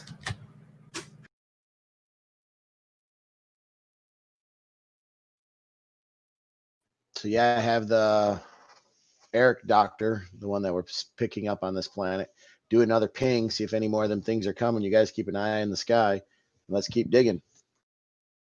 Yep, I got one more roll to make. Nada. All right, so after 2 hours of digging, you're able to bore your way into the collapse tunnel here.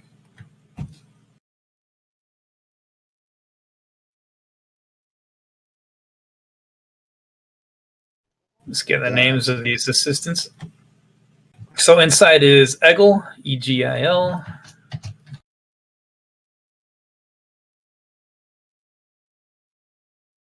And Katrina.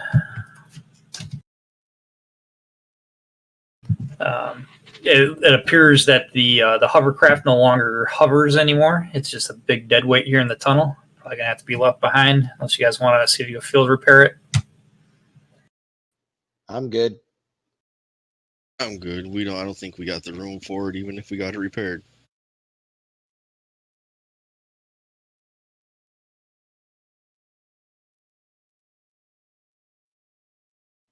So we load up the miners, the gear and stuff, and top off and break orbit. All right. All right. Tommy on comms.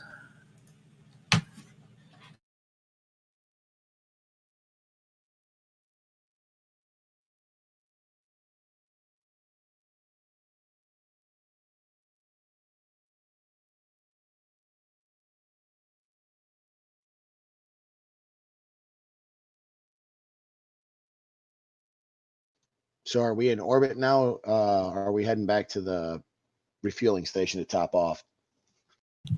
Well, I would. So the crew. So the two. I wasn't clear about this. The two people you just rescued and the family of four. They still have personal effects down in Downport. They would like to get that before we take them back to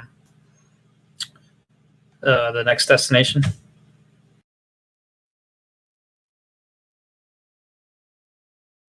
Man, these folks don't ask for much.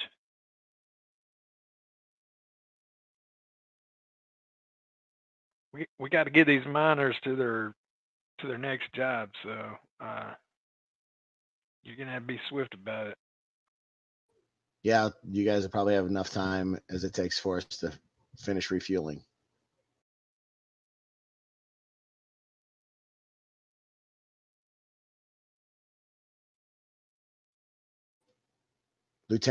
Captain, do you agree? Just a heads up, everybody. I'm getting comm chatter from Downport. Comms are being relayed on an open channel, but they are encrypted. What would that take to decrypt them?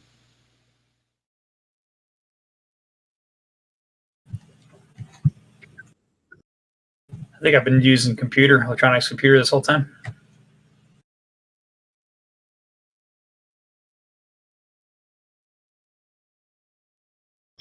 You're like,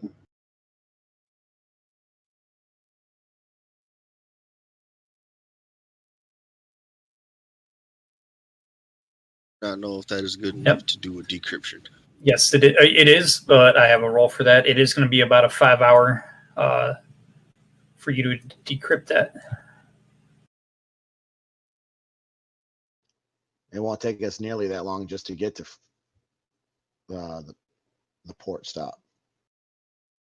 Yeah, say in the back of High and Dry, we're talking less than an hour.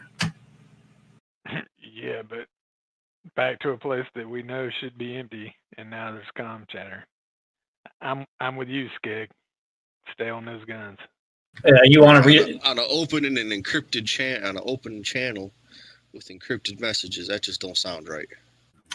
And I wasn't really. I don't know if I was clear, but it's also incoming. An incoming message that's just getting relayed. Does any one of us have the code for this encrypted message? Nah, I mean, Tommy just did a check. He could decrypt it, but it's going to take him 5 hours.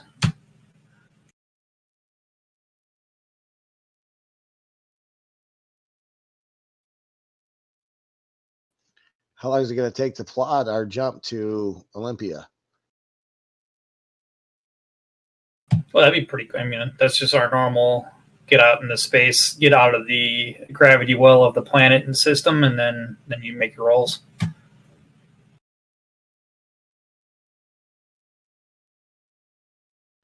Yeah, I agree with Skagen. I mean, if it's encrypted, do we already have the encryption key for it? I know Tommy Gunn tried to encrypt it himself, but Skagen's saying, running it. Yeah, I kind of assumed that, but the it is nothing that the scout ship has. So likely not Imperial encryption. At least low-level Imperial encryption that they grant to scout services.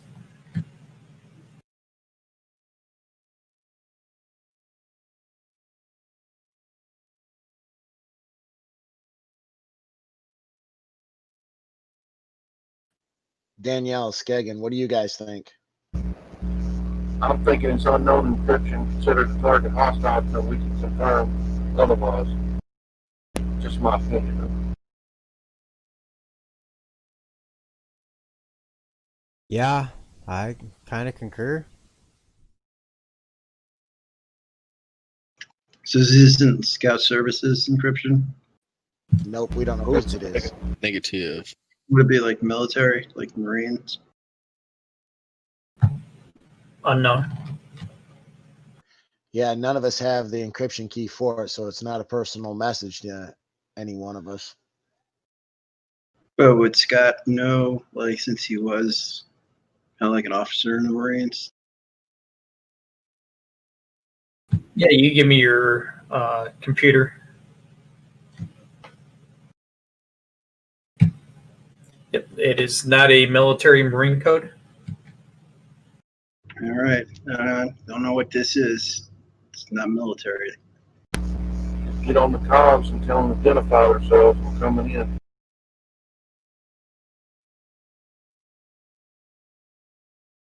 So we're coming in cold without knowing what the encryption is. Not gonna wait. Yes, but then they can't.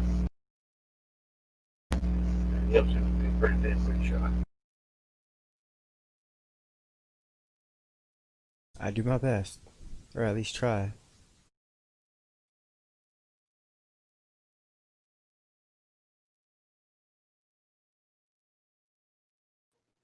Yeah, I say we go do a flyby and have weapons hot just in case. That's my vote.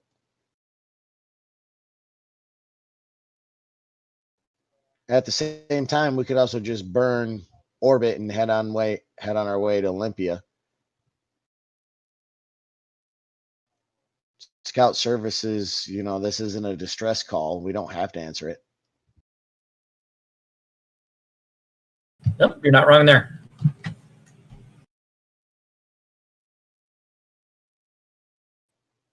Sir, what do you think?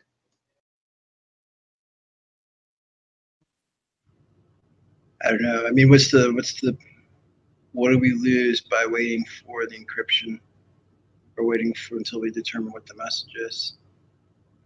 5 hours Nothing, of because if we time. stay, we lose 5 hours of time in orbit.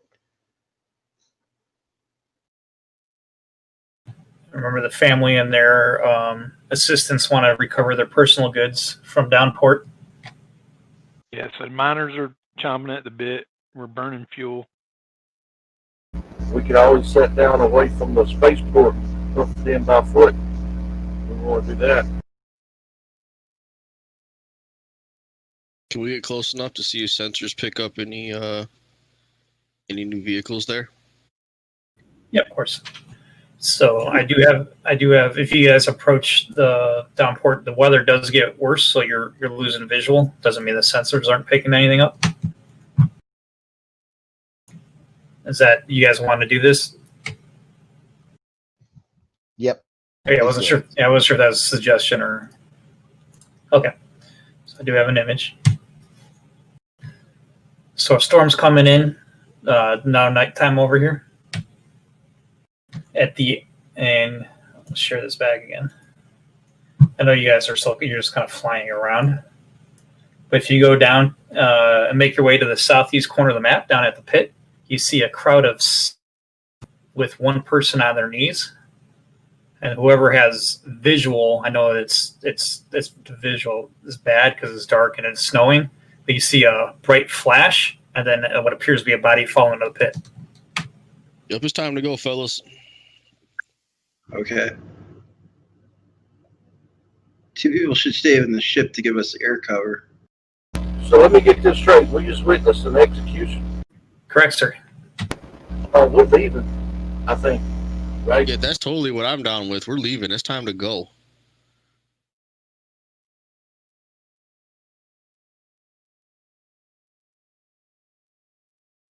Hey, was that incoming encrypted message recorded in some kind of way? Yeah, your black box is recording everything. Hey, Tommy, I guess you got your 5 hours, buddy.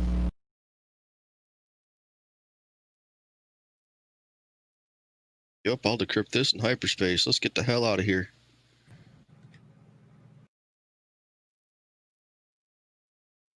Mm-hmm. Can we see, like, Scott Gorman's got, looks like he's got light intense fire goggles, so he can see in low light as well as in infrared. Can he make out, like, anything else, or is it just... All right, so where these people came from, you don't know. There are no new vehicles on the tarmac or in the landing pad. There are no spacecraft. How many people do I see there? We're at 5 at the end, all the way down by 8. Are there any more hostages? The I guess as we're speaking, the crowd is starting to disperse and head back towards the buildings. Okay, I got a question. When we left there was nobody there. Yeah, how'd we miss them? So who the hell are they executing? We never did get into the reactor chamber, though, did we? Yeah, we did. Oh, I thought we left it alone.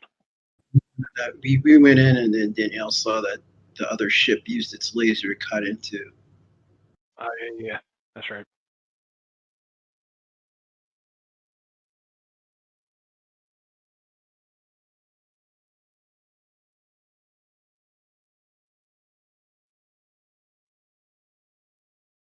I'm not so fond of going in for a killing. We only came here for gas. Should we forward this on to the proper channels? So maybe they can send somebody out with a little more oomph to check this out. Exactly Yes. right. We've already I'm got more totally down for cargo that. than we planned.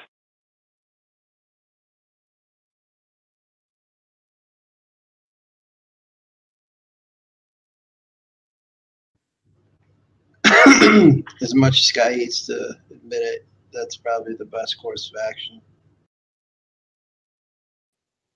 Leroy. No, I'm just kidding. Yeah, I'll just pack it up. Jenkins! Go explain that to the go explain to the doctor and his team that we ain't landing. That ain't happening. Yeah, I mean, we could, if they want their stuff really bad, we could drop them off a little south of the pad there. But Just tell them to tuck and roll.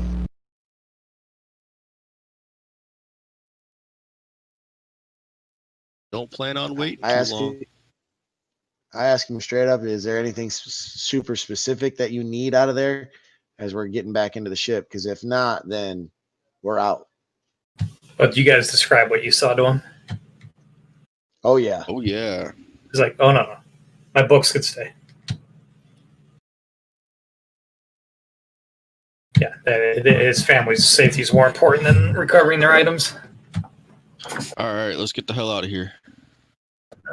Leaves the ref to one last question. Are you departing going straight to orbit? How are you breaking the planet's gravitational pull? I say we kind of travel to the other side of the flipping planet and then break orbit, so we put the planet between us and any possible sensors they have.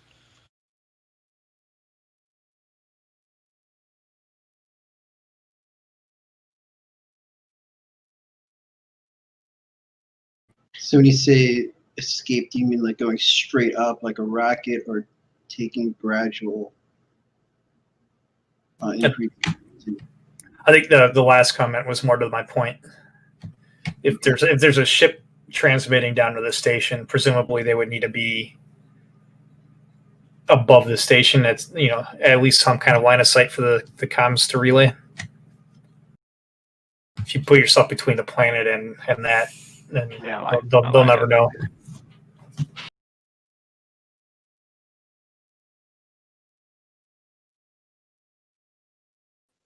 Agreed. Then I say we skim the surface of the planet and bounce out of the atmosphere on the other side or far away.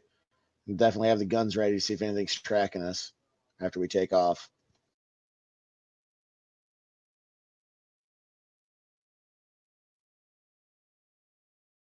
Okay, if that is the plan, before you can make the jump, you do have to burn kind of out of the solar system in the ways to get out of the gravity well of the planet and the sun system here.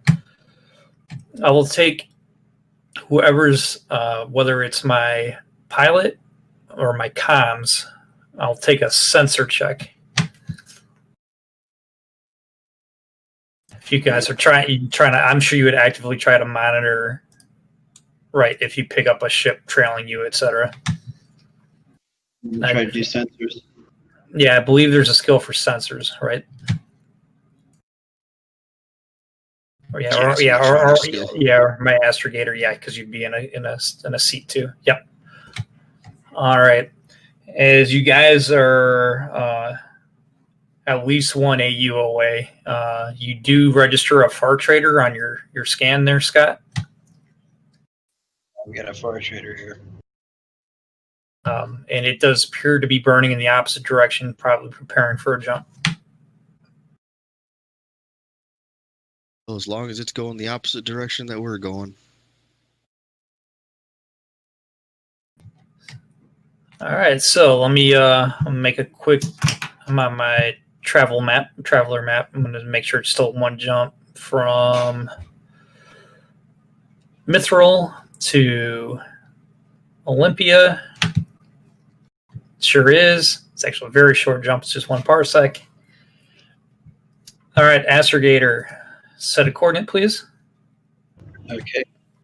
Oh, sorry, Icarus. We could ID it, but you actually have to. It'll be a comms, and then it opens. You guys don't have visual to ID, and it's running silent, so it's not transponding its ID. I got to assume if we ping it to identify it, we let them know that they're being pinged. If that's the case, I would rather not disclose our location or existence. Yeah, so my thing, if I was a pirate and that's how I'm playing Traveler, there is no transponder that has an active ID, or if they do, it's probably fake, but this one is running silent.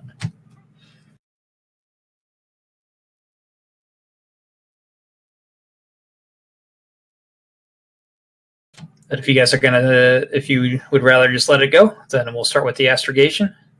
Let me make sure I got my task difficulty set. This is going to be an easy one, single parsec. Single parsec, so we're only burning half our fuel, not. Yeah, it's not a full. Yeah, correct. Okay. Yeah, and this will only be a few days to get to Olympia. Okay, astrogator's good. Okay. Engineer.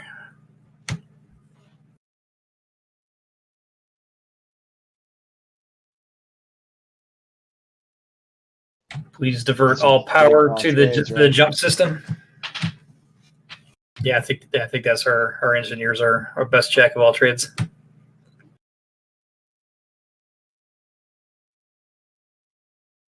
I just want to point out it was my engineering check that got us here last time.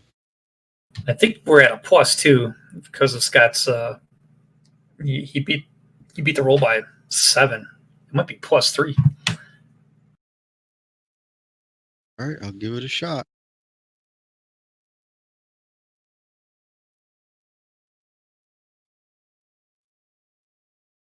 All day.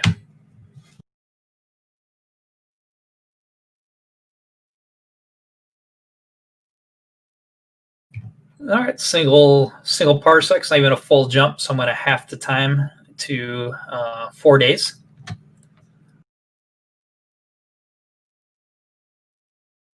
I don't know if there's any downtime you want to do, or if Tommy, I think you were going to start the decryption process. I don't know. Yeah, I was going to start the decryption process, and I was going to do that while we were in jump space.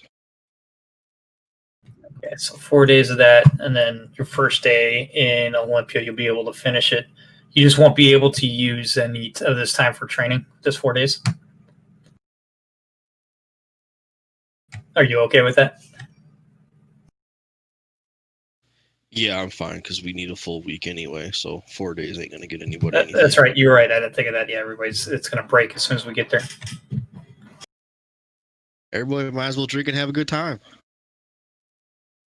Well, yeah, break out the coffee. Way ahead of you, Tom. I picked up all this extra booze. I spent like 200 freaking credits on booze. Scott Gorman found a game called D&D that they used to play in ancient times. Past time doing that. Yeah, game's for fucking nerds.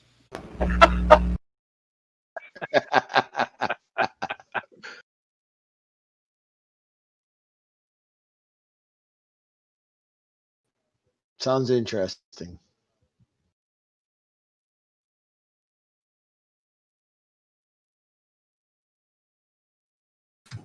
All right, so I have a routine starport According to Traveller map, Olympia doesn't say if it's a high or down port, so we'll make it a high port.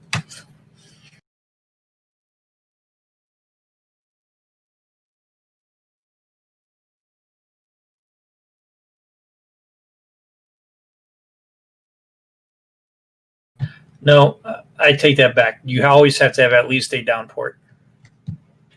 So if it's routine, then we're with a down port.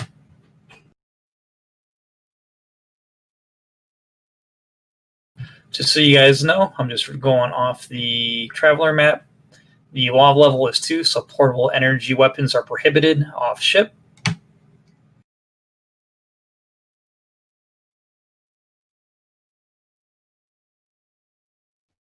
My rifle is good. It's slug. Yep, resources here are scarce. Olympia is known. This is in the Sword Worlds, so these planets in this subsystem are known for their high mineral content, such as metals. Oh, so if they have an abundance of metals here, they should be pretty cheap, huh? Yeah. So there's, We'll see what the tables say. There's no weapons whatsoever. No energy weapons. That's the law leveled. Prohibits portable energy weapons.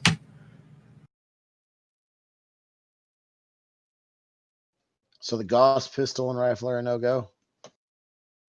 Gauss pistol is fine. It's not. Is it considered energy? I don't know. I didn't know. He's got to leave his laser rifle slung, I guess, in the ship. But Yeah, he's like got anything laser in its name, I know is prohibited. he's got a secure weapon on it, so if anyone tries to steal it, they're not going to be able to use it. That's all right. I'll just travel around with Lurch, and he can hold my combat shotgun. We'll be fine. Would you say energy weapon? So a Gauss pistol says it's electromagnetic coils. Shoots metallic darts. So that's kind of semi-primitive. Yeah, I'm good with it. But you guys are all humans, so that's not a problem. I don't know how comfortable you guys are with the Traveller experience of racial inequalities. I know that was kind of a theme in the first module, but they make it. This planet is extremely xenophobic, so you'll only find a human population here. Sorry, I don't think we have any non-humans with us. So first thing to do is go drop off this cargo, turn in our black box, or well, turn in the info from it. Yep. So you guys are back in. Yep. So if you guys are familiar, yeah, you collect your pays for the black box. You collect your pay for the travelers and for your freight. Now you could only turn in scout service data if you look at your Traveller map if you're actually in Imperial space, which is the shaded area. All right, are we not in Imperial space right now? You are. Technically Mithril was too. But just kind of point of fact on it.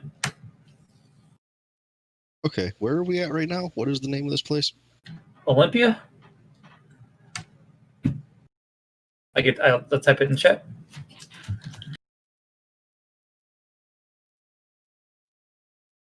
Anybody want that link to the Traveller map so you can kind of follow along? Yeah, I do.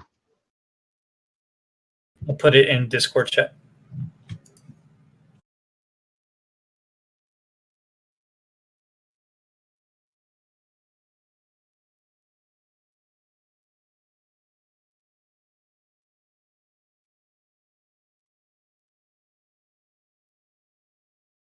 You got two options to bring up the system. You could either click on the black dot, or you could just type it in the search in the upper left. Both functions work. And what is the berthing cost here on Olympia?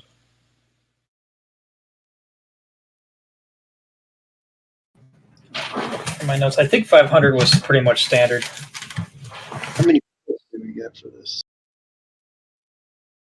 Just so you know, we have only been charged 50 at Enos and Calabog. Okay, so that's 50. I was off. What's the year right How now, much- boss? What's the parking cost per day? I'll have to bring up my thing now.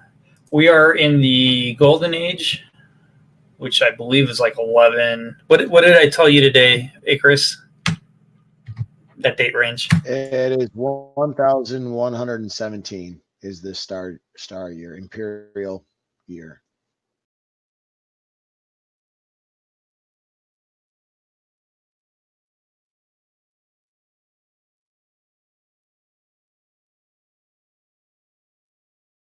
Yep, 1117. We'll go with that.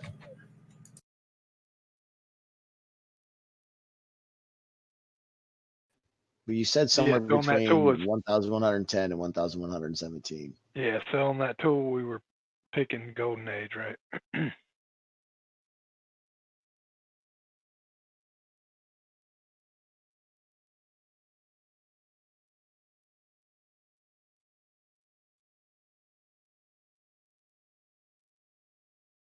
What was that, Tread?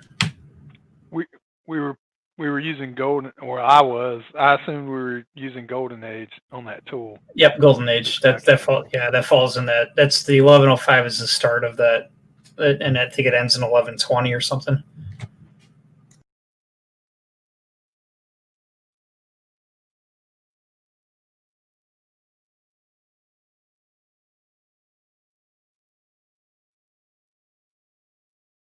And I'm using my tool to bring up the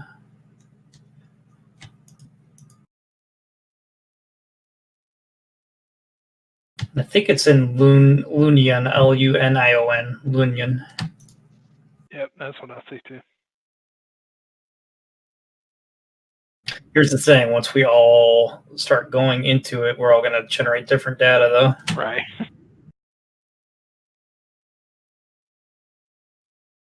Yeah, that thing was super random.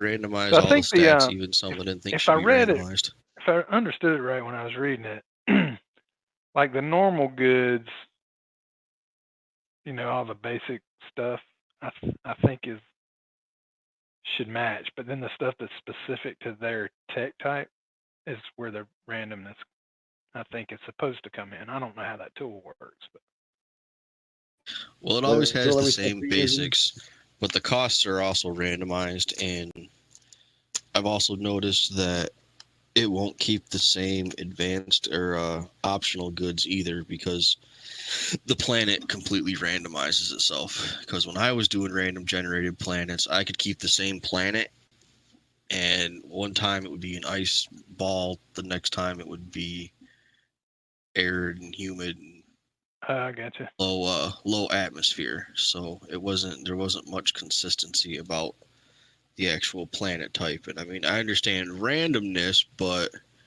okay, the goods might be a little random, but if I'm heading to an ice world, it shouldn't be a tropical world by the time I get there.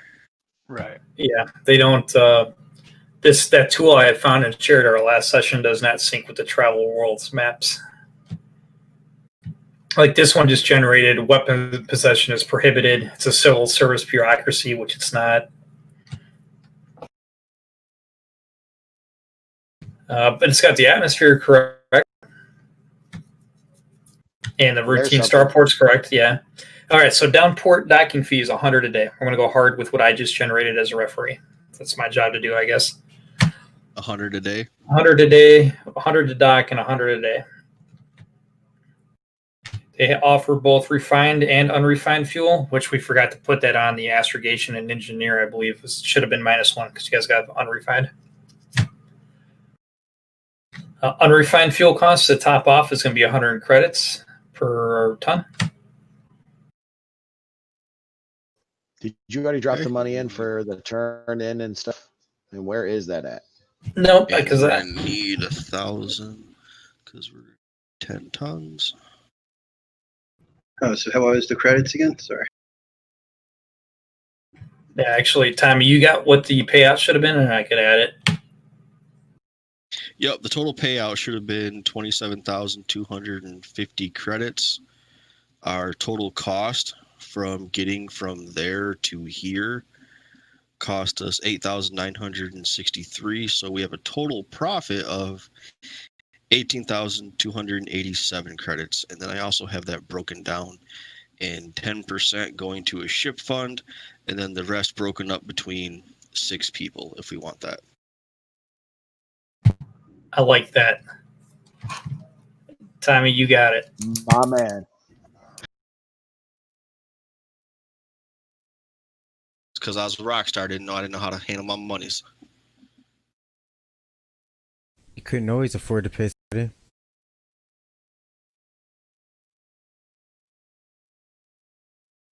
So everybody's actually should have made 2,438.27 credits.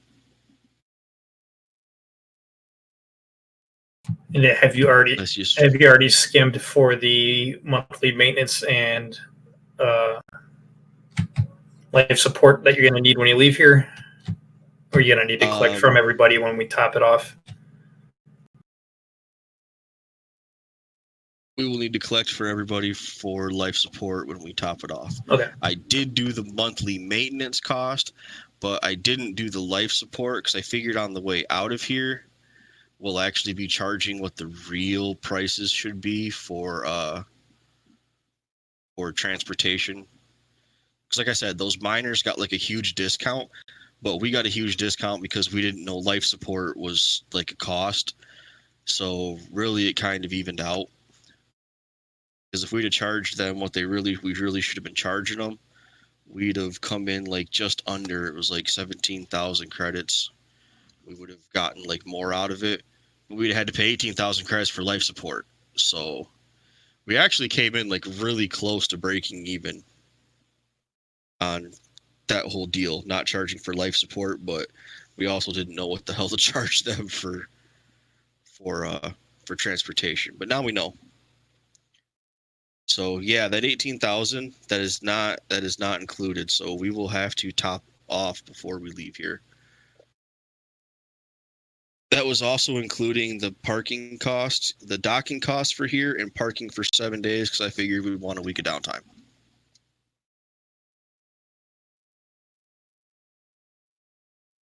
And that also includes putting 3,657.4 credits into a generalized ship fund. That's a good idea for like upgrades and other things. Correct. Seeing as how we talked, and we're going to be here for a week, we can, once business is handled for the day, I can take it and go with the ship and park it in orbit so we're not paying 100 credits a day. Hey, Skegan, make sure your headset is plugged in all the way to the jack.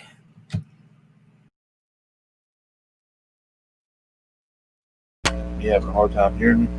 Yeah, it's real, like you're in an echo chamber or something. Can you hear me now? Yep, that's better. What I was saying was get business we got to do done for the day or whatever. And since we're going to be here a week, instead of paying 100 credits a day to keep it parked here, I could go park it in orbit and just hang with the ship. And y'all just call me if y'all need me to come get you. Or just pay the 700 credits or whatever. I'm down to pay the 700 credits because even if you go park and ship and we stay here, every time you come in, it's going to cost us 100 credits. On top of that, we're going to have to find some place to like stay here while we're all here. And I don't know. I guess I don't know how much a motel would cost. Plus, you got a I never chance of not I landing never that booked and thing. paid for my old motels.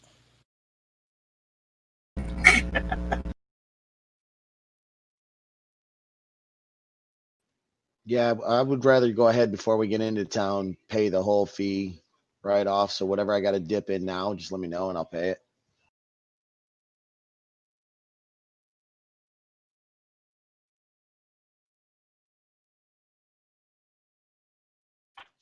I say we look for a few more goods to move, fellas. Speaking of goods to move, I might have a line on something. When we get into town, there's something I got to check on.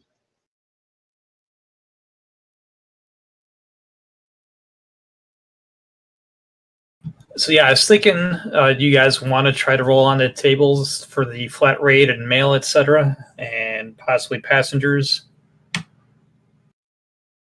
Definitely for the passengers and for a mail check. Was that the consensus? That's probably where the money is at. That and the legal stuff, which Calvin might find his way to the seedier side of town after we get a chance. See if I can meet anybody. Yeah, if somebody else has any, I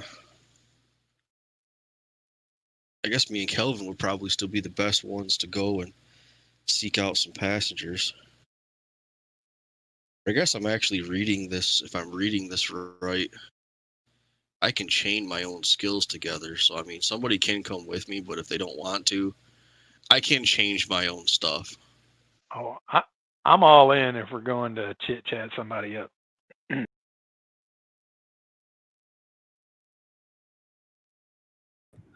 I guess before we get to that point, do you know, are you going to try to find somebody and see where they want to go, or do you have a destination in mind and try to scoop them up that way?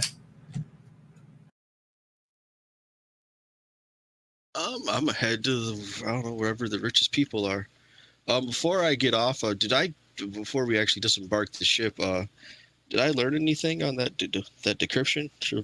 Yeah, right. So because we still have a day, you want to fast forward one day?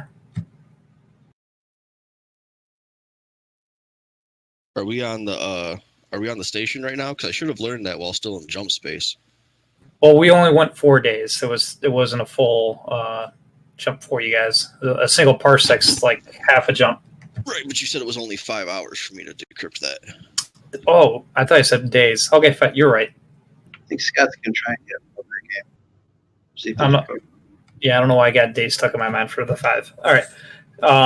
Yes. So the transmission was coming from that far trader. It is the Wasab. And it was a request. Let me go. I closed my story. I gotta bring that back up. I know what's in there. I just can't think of the guy's name. So the pilot of the Deliverance, and once I get you a name, I'll let you know. The pilot of Deliverance actually had some surveillance data that they're trying to recover. They were ordering the threaten to kill the guy if he won't tell him where he hid the downloads.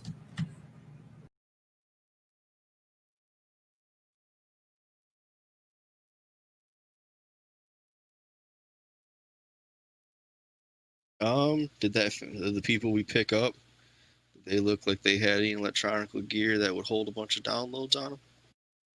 No. Oh well, turn it over to Space Force.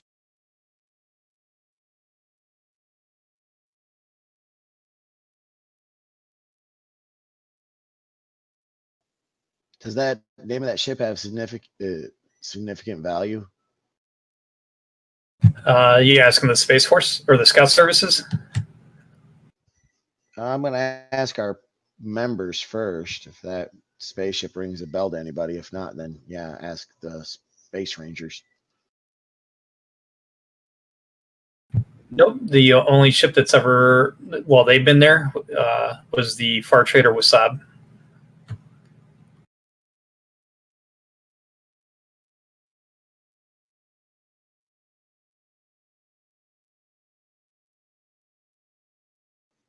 I got nothing.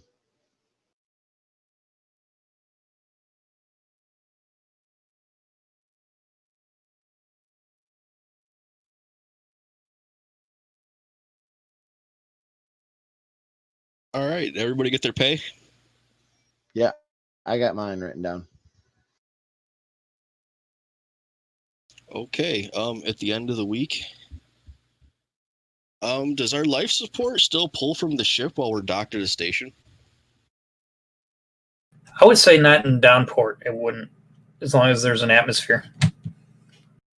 And Okay, I'm only asking because I probably will start getting stingy because at 18,000 is for 4 weeks, which means I'm gonna break it up if we're not down to 1 week increments if I possibly can, because that's expensive.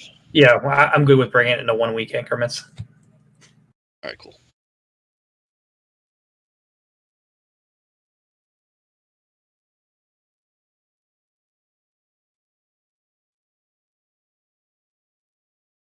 All right, so let's go find us some passengers. Anyone want to come with me and Skeggins and chit chat some people up? Oh yeah, Calvin's in. Yeah, I feel like going out and doing a little bit of shopping, maybe get a couple of drinks. I got some things I got to check on myself. Oh, I'll travel along. Well, I could tell you this: when Kelvin Skeggins and Tommy Gunn are all together, it always ends in a bar. That's right. Scott's gonna see if there's a poker game going on.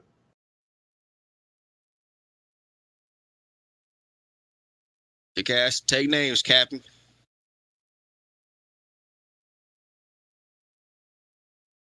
All right, Danielle slumming it. Love it.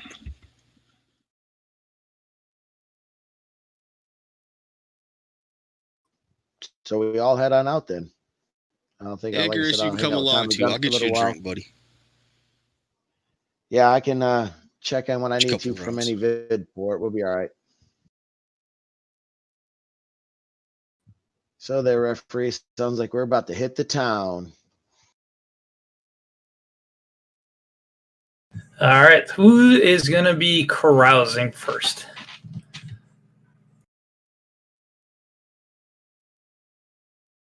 Then I heard some gambling. We might want to. Are you guys going to pair up for carousing gambling?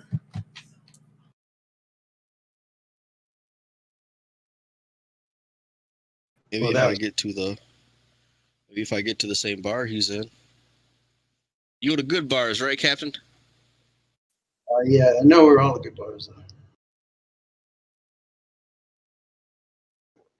Yeah.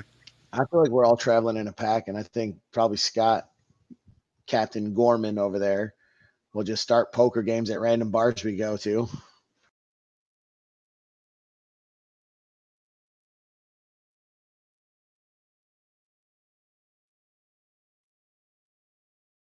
Just bringing up my reference. I'm going to see if I got something for gambling and carousing. Oh, guys, I just got a hit.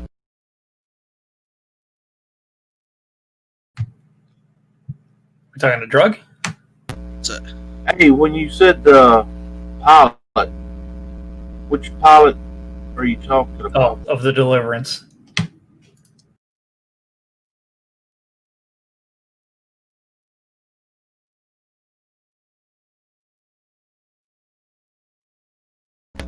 All right, here's the lowdown, guys. I ran it off the boss that started all this stuff, the Scout Services. He told me that the pilot of the Deliverance was tracking movement of illegal trade good drop points in the Lunyon subsector, and that the recovery of that data could net a 25,000 credit reward.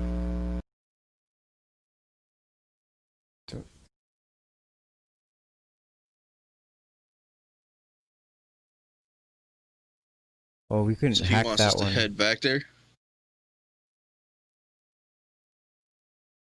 I agree we couldn't hack that one, but that doesn't mean we couldn't just disconnect the entire data core and bring it with us. Leave that to Space Force to figure out. Shouldn't we be able to get a reward for telling them where it's at? And it's not going anywhere if they hurry up.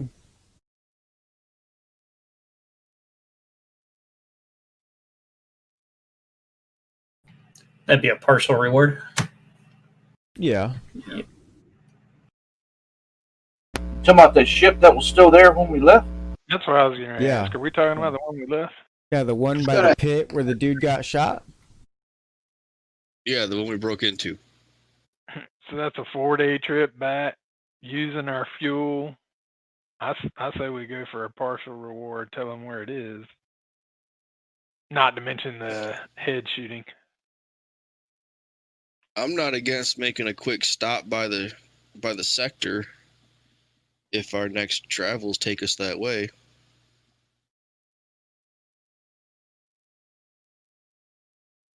Well, let's tell them we'll take a partial, and then if we do go before they do, we'll swing by and grab it and bring it back for the rest. There you go. I like the way you think. Did you get that data, Scott? Yeah, and that was my next question. Like, did you get that when you broke into that? If it was on the ship's computer, he would have looked into everything.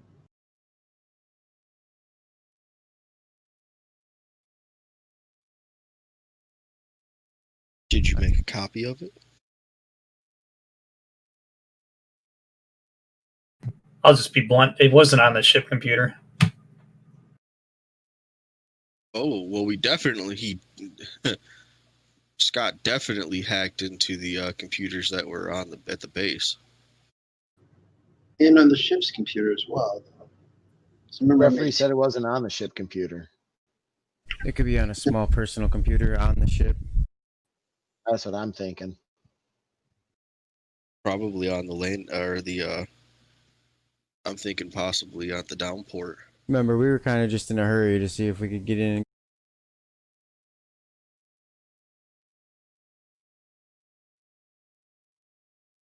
Yeah, I mean, Tommy's idea is not. That's probably a pretty good idea. Like, we can go hit it on our way out. We don't have to give up the location. I don't know if we want to give up the location unless we're getting a reward for it. Scout Services knows that we know where it's at, right?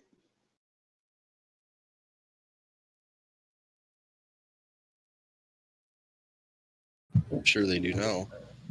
I mean, yeah, I mean, they would know that it was at the downport on Mithril. How good are your hacking skills, Tommy? Because if we go retrieve this thing for Scout Services, any chance we shit, Scott did all the computer hackety hacks. I mean, could we crack it before we give it to him? Because maybe it has some information on where we can find goods. Ooh, I also know. What about Dr. Eric there? Maybe he can re-outfit, get some things set up in the university. They'll pay us to reinstate their quarry, because now they've also got the dead body of the ice worm to look at.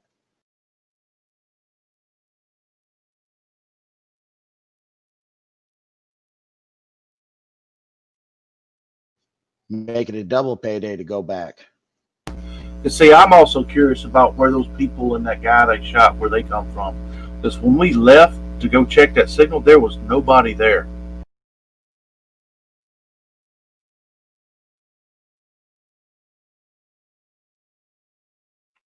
I mean, I'm interested if they have wallets with them.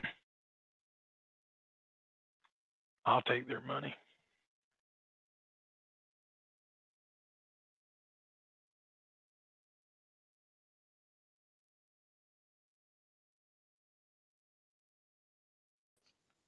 What do you think there, Tommy Gunn? You want to do a campus tour?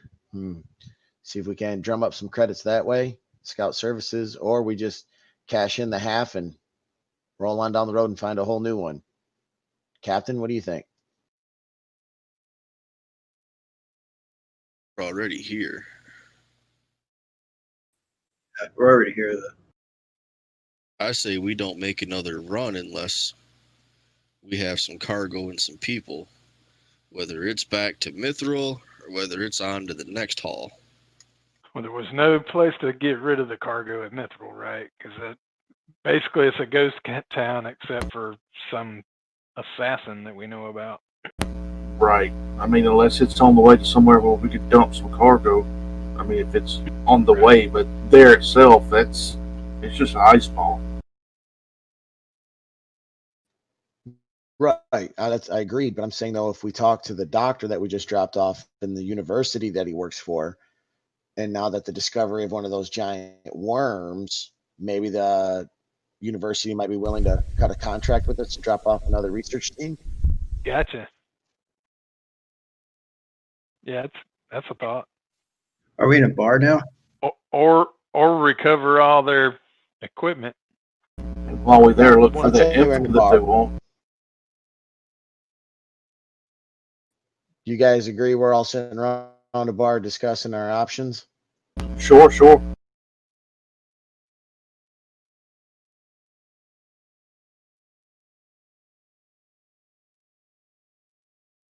Tommy's down for whatever. Yeah, that works. But at the end of the day, just know that just to head back there and then to come back here is about $7,000. He's coughing and spitting his whiskey. We just got a message. Yeah, I'm gonna throw in a quick ref note. Scout Services is everywhere, right? Skagen, the offer was from Scout Services. So while we're having the discussion, Kevin's kind of looking around to see if he sees anybody that might look like they deal with things on the shadier side of life. What's going on there, Scott? Just taste a worm. Get you.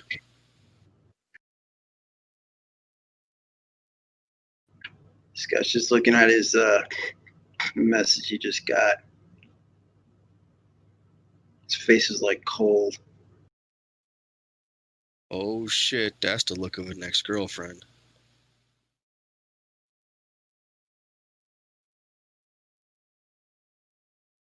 He collects himself. So yeah, I'm okay. Just let's find a poker game we can go get in on.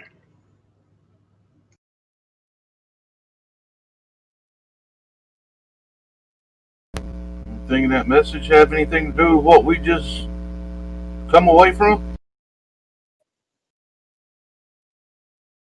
Nah, it's old news.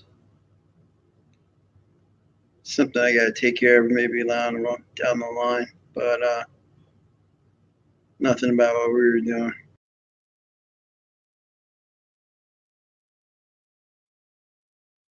Just curious, we're in a starport, correct? Yeah, I put you guys in downport, so you're in a starport on planet. Okay. What is the world population level here? Mithril, where are you at? Or not Mithril, Olympia. parsec away from Mithril.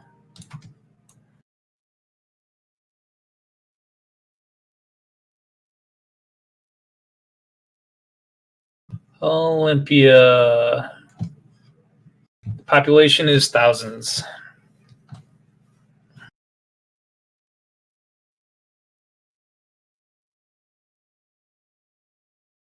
Doesn't have a level 1 through 10.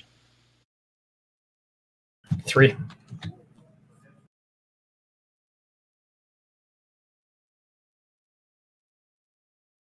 Is there a starport type? C.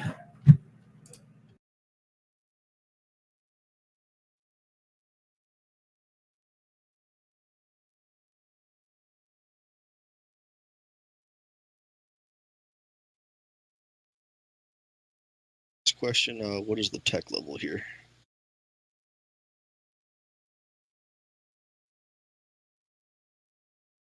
Seven.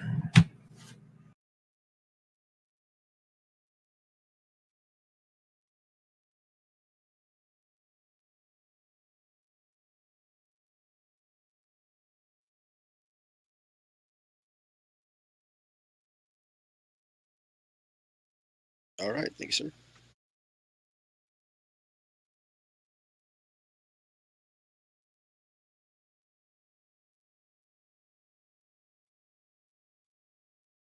I'm ready to play poker, or I got a little drinky in me. I'm ready to be happy and talk to some people. I can go for some passengers or check on some freight, take some captain's money, whatever.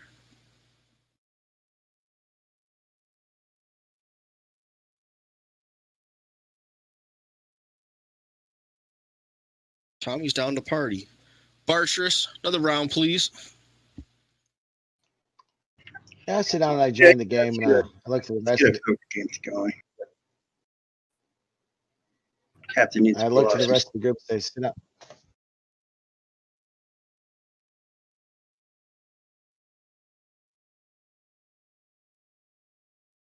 What was that, Jeff? Was it Icarus?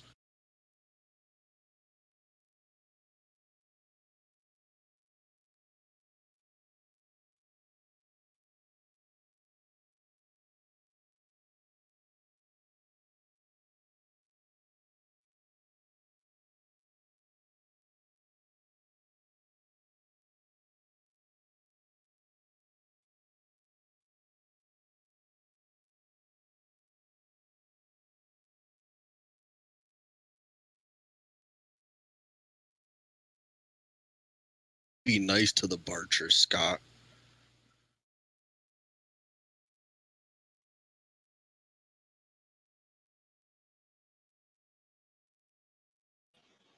Hey, can you guys hear me? Yeah. Yep, can now. Yeah, my headset was dying.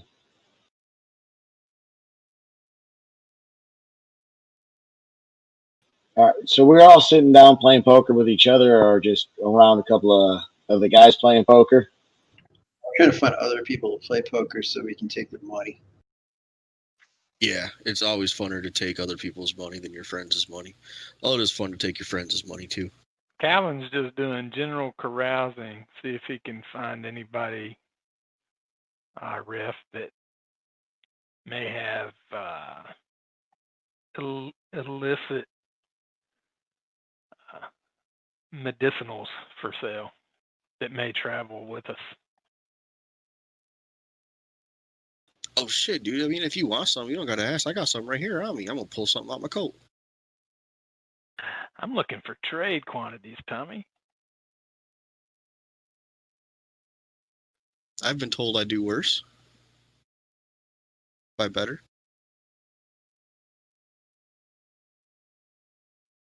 I don't really know what it means by recreational drugs, but I have some. Those are the ones you do when you're out on the swing set, man. Cool. Well, I got them on me. I got more back in the ship. Do you have enough to sell? Just personal. Well, then Close friends. That's what he's going to try and find more to sell, to trade with. Oh, I thought we was just all fitting to hit the bathroom. Okay. Never mind. I'm gonna put it back. Take it off the table. We can do that on the way. Exactly. That'll get me ready for the purchase. I got stems too. I mean, hey, they ain't just for when you're tired. You know what I'm saying? Yeah, you talked me into buying a few of those too. So Because some days are better than sleeping. Yes, sir.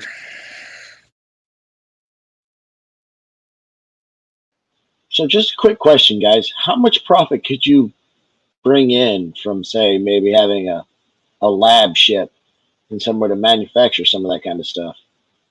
That's a great question. Oh Which, my by God, the way, I can grow hydroponics.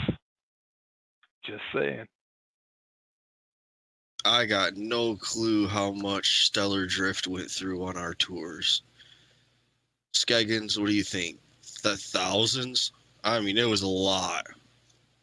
Yeah, I think a lab ship like that would produce quite a bit.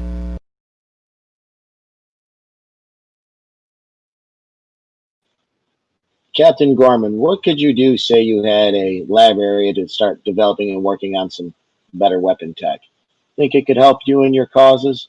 Maybe help you with that shitty ass message you got. Yeah. Yeah, I mean, definitely the weapons can help, but it's going to be a little bit more complicated. But we'll deal with that in time. Well, it seems that something that belongs to me has been found. It is a ship in the Marduks. Yeah, it's a ship in orbit around Marduk. I've got maybe 7 to 9 months to get there and get it, or it's going to get burned up. And it is a very fine lab ship. In the Insight 3, I served on it for many years. What we doing still hanging around here again? Well, the trip there is quite long, and it'll be quite taxing on our finances. I was hoping to have enough time to build up a bit more money before I brought this up, but it seems that time is getting closer to the essence. Well, we could always just pick up people needing transportation and bounce our way there.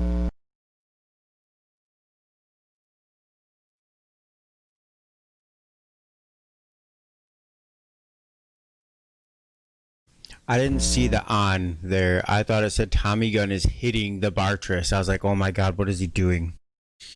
I thought the same thing. I had to read it twice.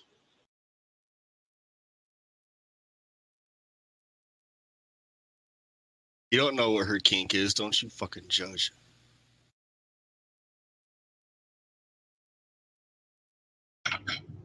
Not kink Yeah. shame. See where Theb is.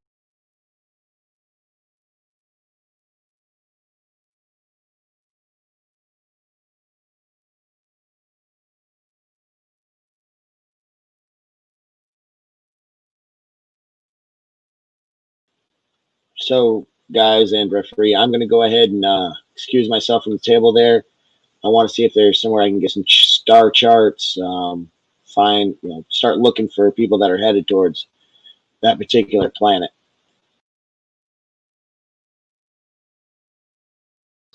Yeah, Scott's going to start asking around about that message.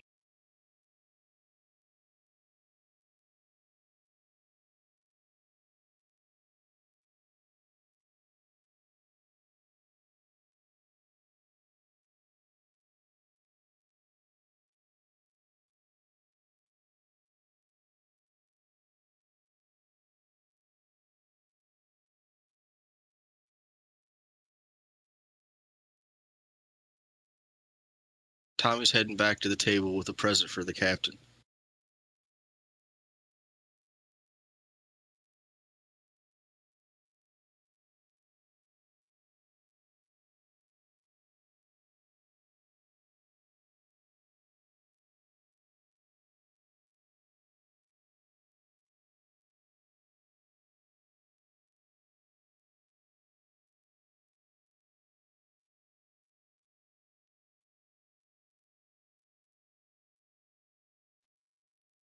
Hey, I may have found a guy, Tommy.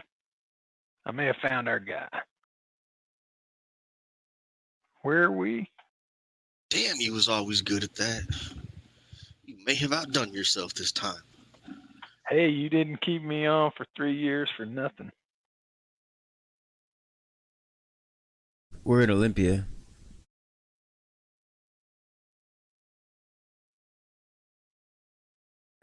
God damn, I just saw Kelvin's roll. What were you checking on for, Kelvin? Illicit goods. Yeah, I was just looking to see if we might run across a drug dealer. Yeah.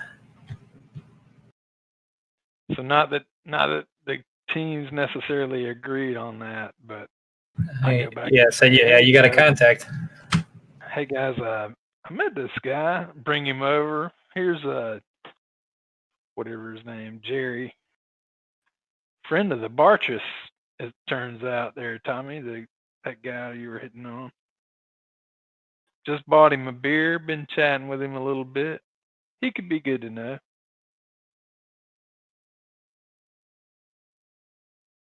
Nice, nice. Tommy's got a girl on each arm. He's trying to give one to the captain, but I haven't seen the captain say anything nice back. This is Trisha. This is Erica. Or this is Erica, or this is Trisha. Either way, they're nice. Totally down to party. So I kind of lean over and whisper to a few of the guys, whoever's nearby, hey, this guy could have some goods we could move, but it may not be on the up and up with the Federation.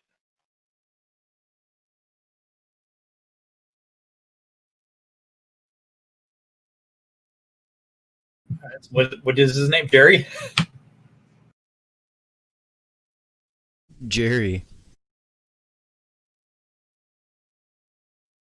I think that's what Calvin called him. Yeah, it is. That's perfect. It'd be better if he was watching right now. Yeah. All right. So Jerry indicates he has a large quantity that he would like to get out of Imperial space. As long as you offload it outside of the Third Imperium's reach, he'd be happy to work with you guys.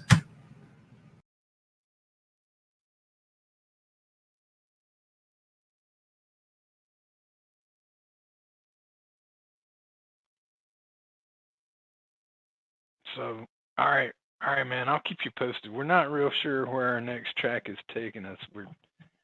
We're actually due to go to a planet inside Imperial space. So, but I'll reach out, man.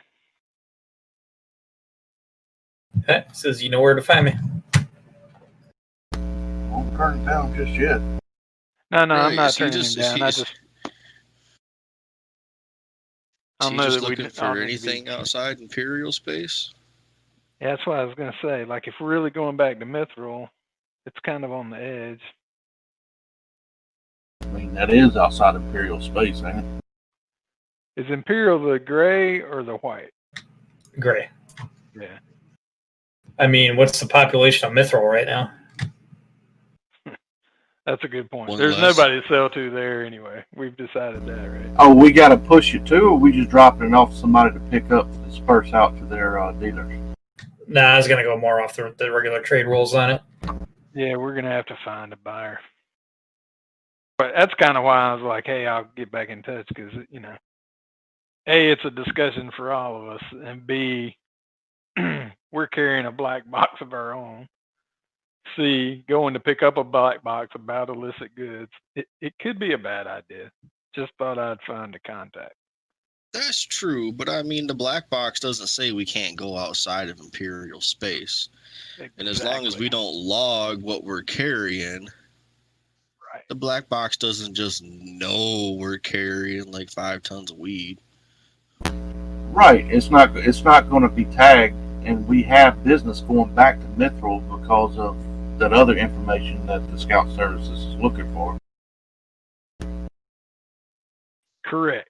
Yeah, I just make sure everybody's on board. I got a pretty slick tongue too. I've been in and out of the courts a little bit, so I picked up a few things along the way.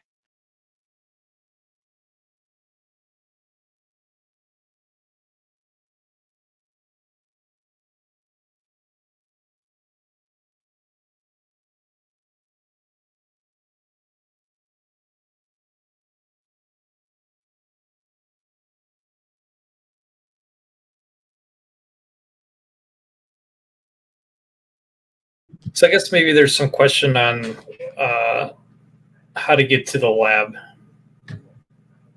So do you guys want to bring up your traveler map if you want to do it? I'm going to type in the location.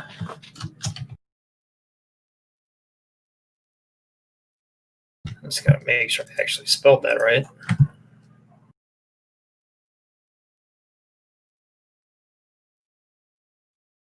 Nope, no C.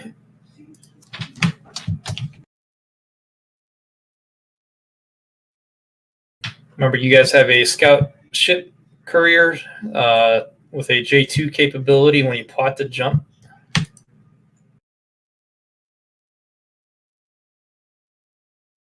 I guess it's like using MapQuest a little bit.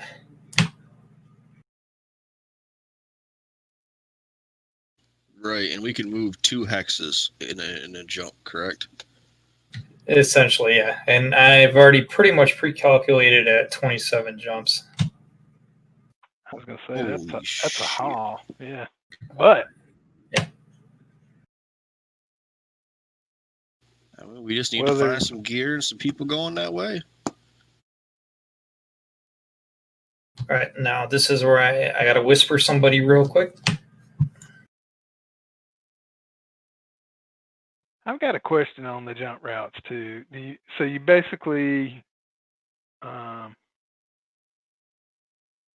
you've got to find a planet every 2 parsecs, basically. Is that what, or every 2 hexes? Yeah, otherwise you run out of fuel. Gotcha. That's going to be good if we had some fuel scoops. Yeah, I mean, so if you look at the jump map, the jump route that this map calculates for you, we might not want to carry a whole lot of illegal goods on that route. Like the whole thing's 1, 2, Real space. you know, yeah, and a lot of ports. Damn. Okay, I'm all for it. I don't know, because I'm kind of curious, what happens, and I've got a 2 on advocates, which is used for just that thing.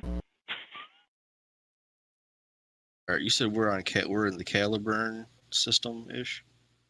Calib blog. No, that Lunian.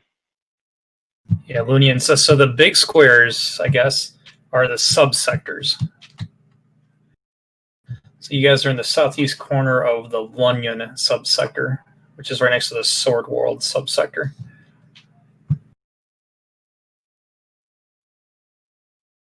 Okay, I see.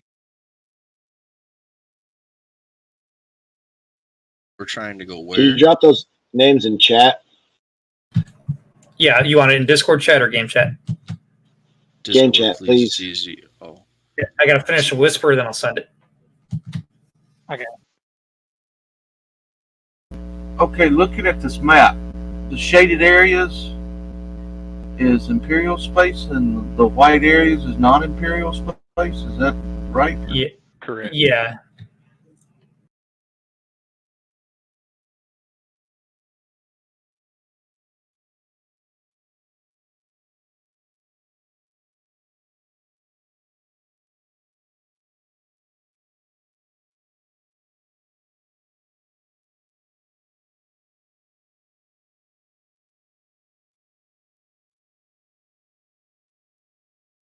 And Marduk is the planet we got to go to.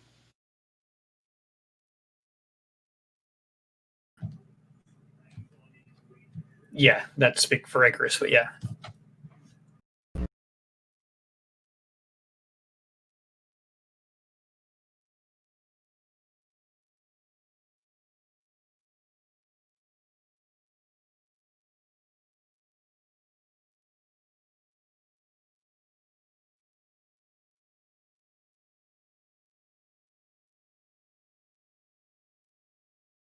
Okay, yeah, I got my whisper out. So the Lunyon subsector, that's where you guys are at now.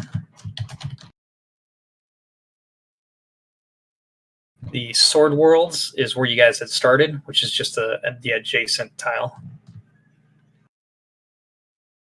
And then the location subsector is in Sindal. Yeah, Sindal, which is actually the location of the I think the rule book is listed as a primary location.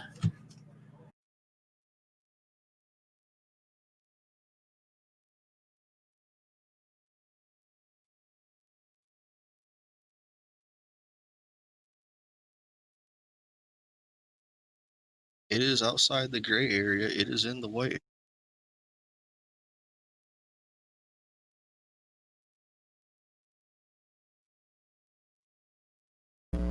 Damn.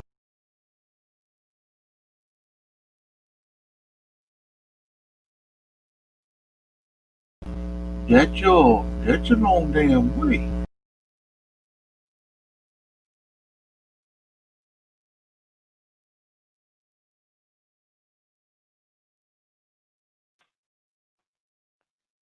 So a couple of questions. If we get there, we're pretty sure we can get the ship. That's question one. But question two is, how much does it cost us to run that ship? Right, a bigger ship's going to cost us a lot more cash. It's going to cost us 52,000 credits and fuel just to get there.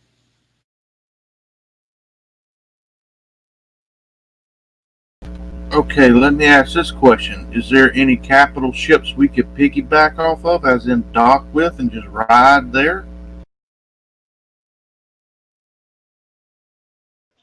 That's a great question. I know of a place on the way where we could stop. You know, it's an old Imperial Navy place. They provide transport, or they provide accommodations for people who are in service to the Imperium.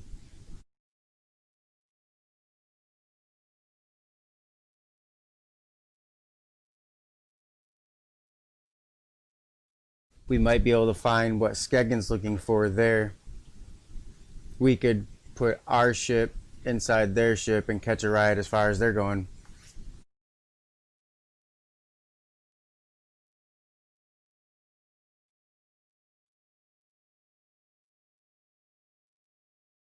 Oh, I got that whisper out just in time, didn't I?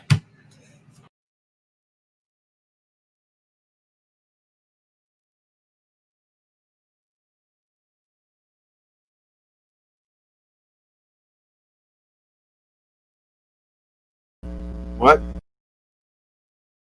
When you had asked that question, I had just updated Danielle with that.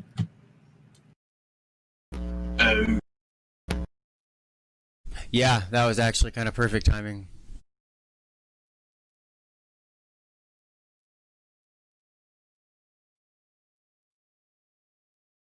All right, so I'll just, as a ref, I'll just be open about my mechanic and my thinking behind it. So you guys are really going to be offered two options. We could slow jump it there, and we could play it out however you guys want to play the game. Or there is a transport service provided by the Imperial Navy for ships in service. The scout services are part of the Imperium. The problem is you will not be able to do trade on the way, but we could just move the plot line forward. So sorry, that's a little out of game, but that is my mindset on it.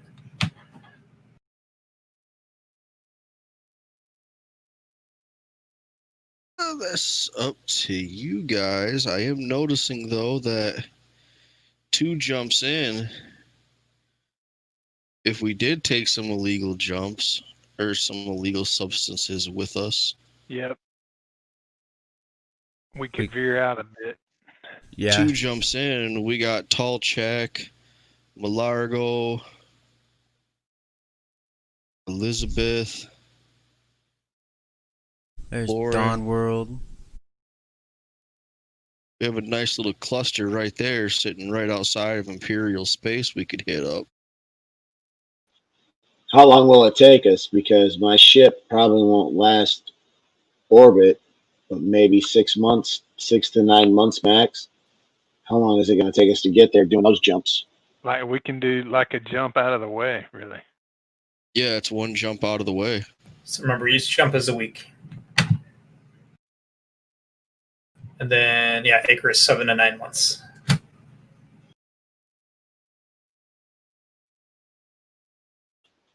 So what's the total jumps that you guys are calculating? Oh, that's a good point. So it's 20. It's 20. Well, I said 26, but Greg said 27, and we'd be adding an. Well, really 2. Right? If you decay in 7 months, and we head there right now, we were make perfect run and timing, we'd get there in 26 weeks. Orbital decay starts at month 7 That's 28 weeks.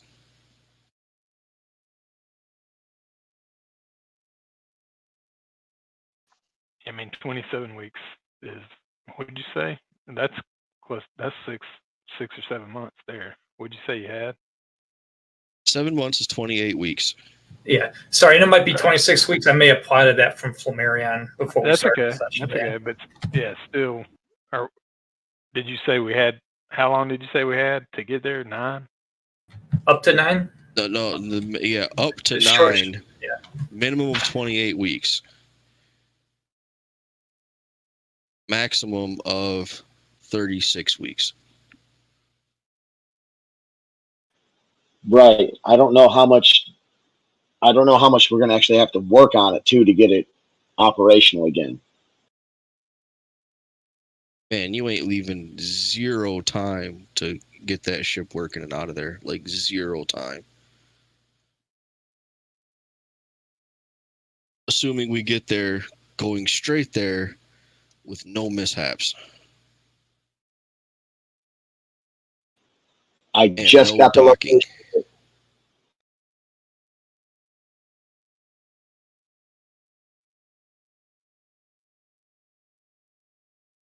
We can head there, but we got to take cargo with us. We got to make at least a little bit of time to do some runs. Otherwise, we're literally going to go completely broke getting there. Not if we hitch a ride on an Imperial. If we hitch a ride on an Imperial, then we just dock a high and dry, hitch a ride with them, save on that cost. How long would it take the Imperial to get to over there? Because I imagine their jump range is a lot further than 2 jumps, right? Yeah. Well, it also depends on where we can meet up with them at. There's the question. I'm typing it in game chat. And of course, I was typing in nothing.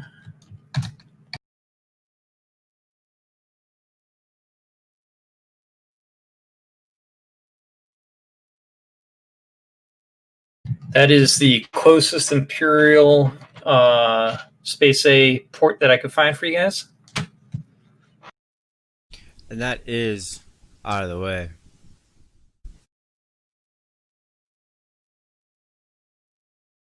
But, like you said, we can get in a bigger ship and try and get there faster.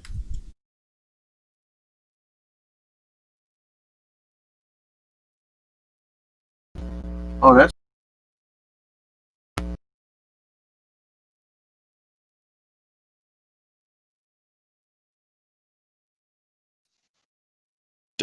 How much to upgrade our jump drive, or is that even possible on our ship? Talk about taking a left goddamn turn. That's what I'm saying. Oh, how about this one? Look at Weiss, Weiss. I think that also has a. I'm just going off of a starport with a Class A.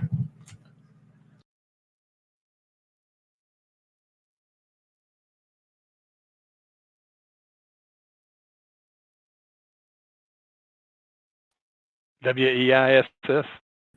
Yep, WEISS. Yeah, at least that one's on the way. Yeah, that looks good. Yeah, sorry, I was clicking around going in a 360 working my way out. I think that's actually on the plotted chart. Yeah. How far do you think they could take us there? Right. Danielle? And this one I'm going to be confident that in game chat is the destination. They can take us from Weiss to that location? Yep. Because I'm only flying in Imperial space. That's how I'm going to rough it. And it's going to be a Class A port for a transport ship of this size with the jump drive of what it's going to need to shorten the trip. What jump drive are we talking about on that Imperial ship? I was going to roll it random when you got there, but it's 3 to 5.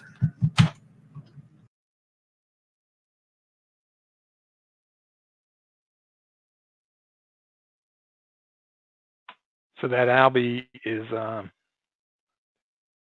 That gets us like only, right that's there. only, yeah, that's not bad. That's only a couple jumps off.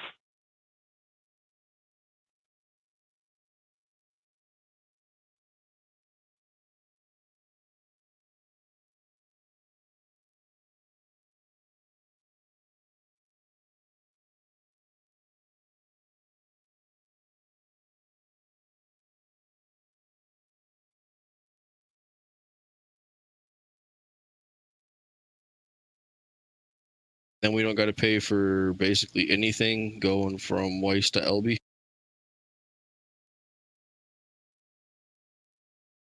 I was just gonna have you guys just pay the maintenance costs for the time lapse. So Like you a guys got to storage fee. Yeah. Oh yeah, true. I always assume the maintenance cost. Yeah, but I considering this for the military guys like space age travel. That's what we're gonna roll the random on the ship type. Nice. Very nice. Yeah, I figure between the three of us, we should get a pretty decent deal. Should know somebody that knows somebody.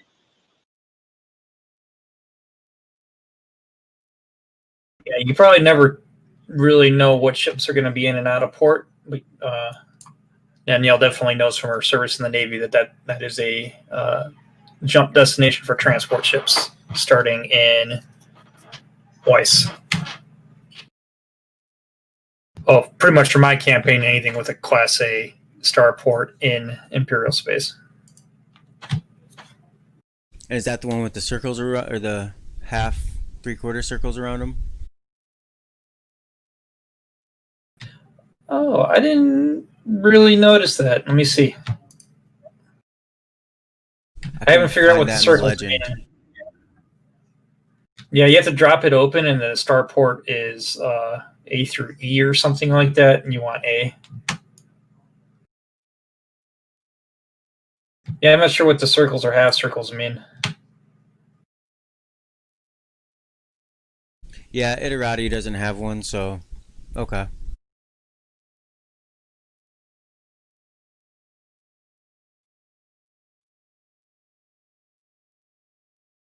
This is sick. I'm actually starting to learn my way around the map.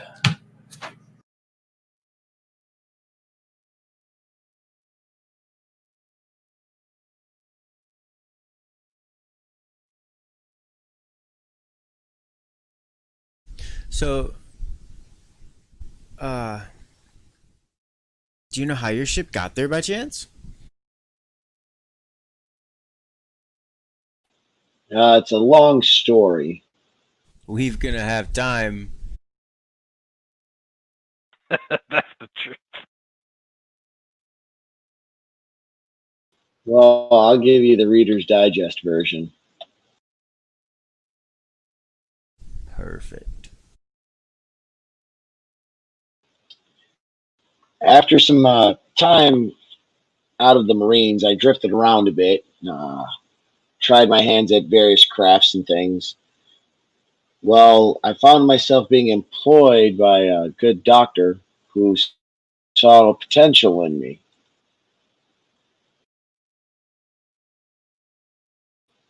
Yeah, good Dr. Henderson Varex.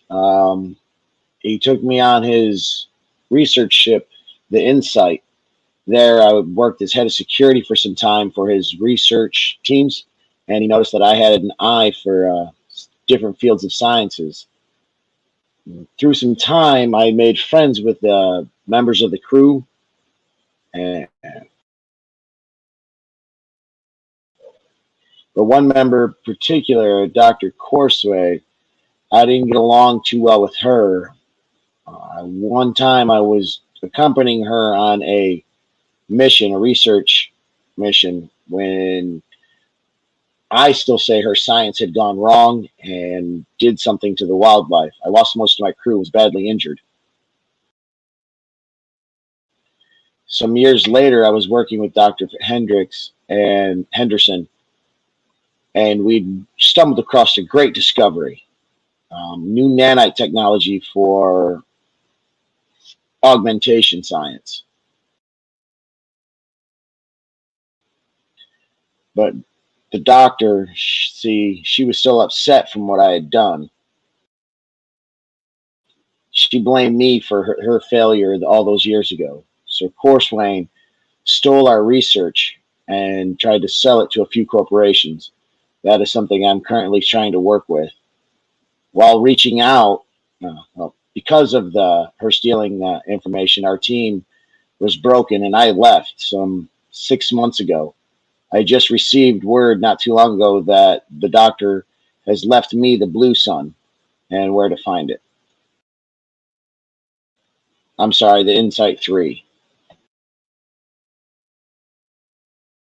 I was gonna say, you're jumping ahead of yourself. You're already naming yourself after the ship you don't have.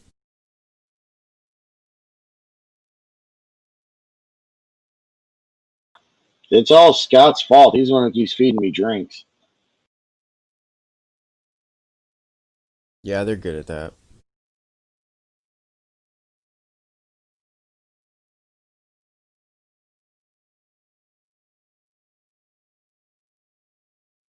Alright. Well, I hope we help you find your ship. I hope we get there and it's still in one piece.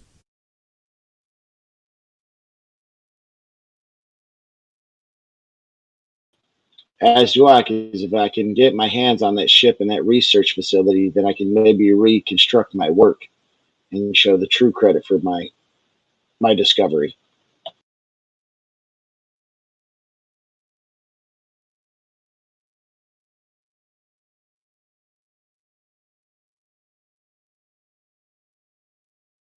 As we're like all chit-chatting about this, you just see like Tommy on his like heads-up display calculator, just kind of doing all kinds of like calculations, counting on his fingers, fucking shoe off, using his toes and shit.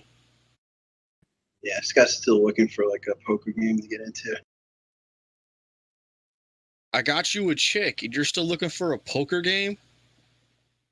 What the hell did the Marines do to you? More than you know. Same thing it does to all of them.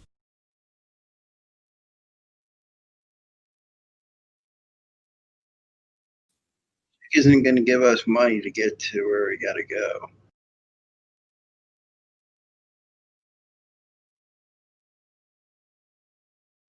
Well, technically, you guys do have a little bit of flex. Like, you could trade to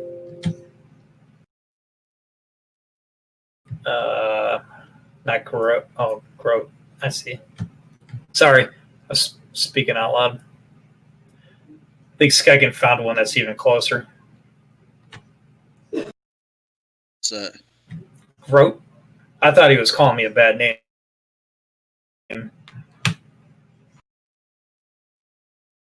Oh yeah, that one's 2 jumps away. Yeah, so you guys could trade to Groat. Let's do it. And then from Groat, we'll roll up and see if you get a class. I'm just going to roll D3, 3 to 5 transport class jump ship, J drive class. And then again, you can pick up trade again when you undock from whatever ship you're on in the Citadel subsector. Once you get to Albay.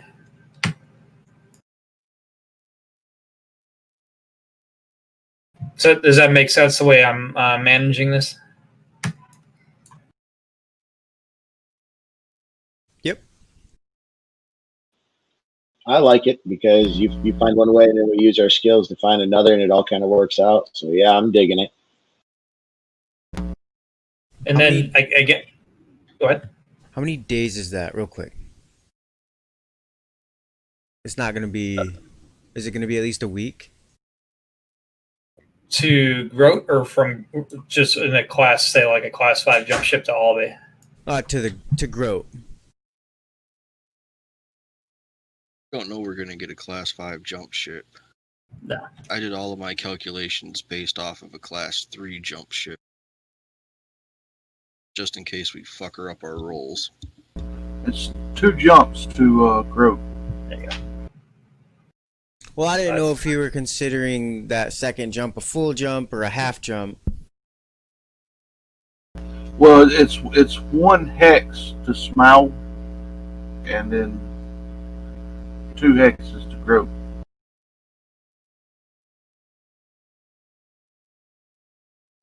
I would just call it 2 weeks flat, just 7 days, or 14 days, 7 days a week.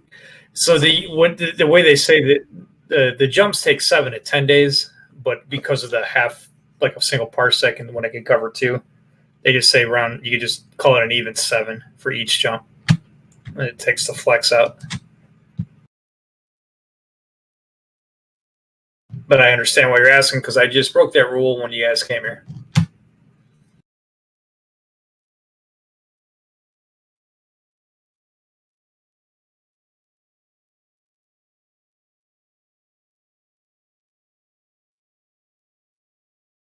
And yeah, so I also thought of that too as well, guys. This now that we understand the mechanics a little bit better, it'll give you better time to coordinate and train something that'll help the party, so to speak. Right. Definitely. Guys want to know the numbers that I ran, assuming we get a Class 3 jump ship from the Navy?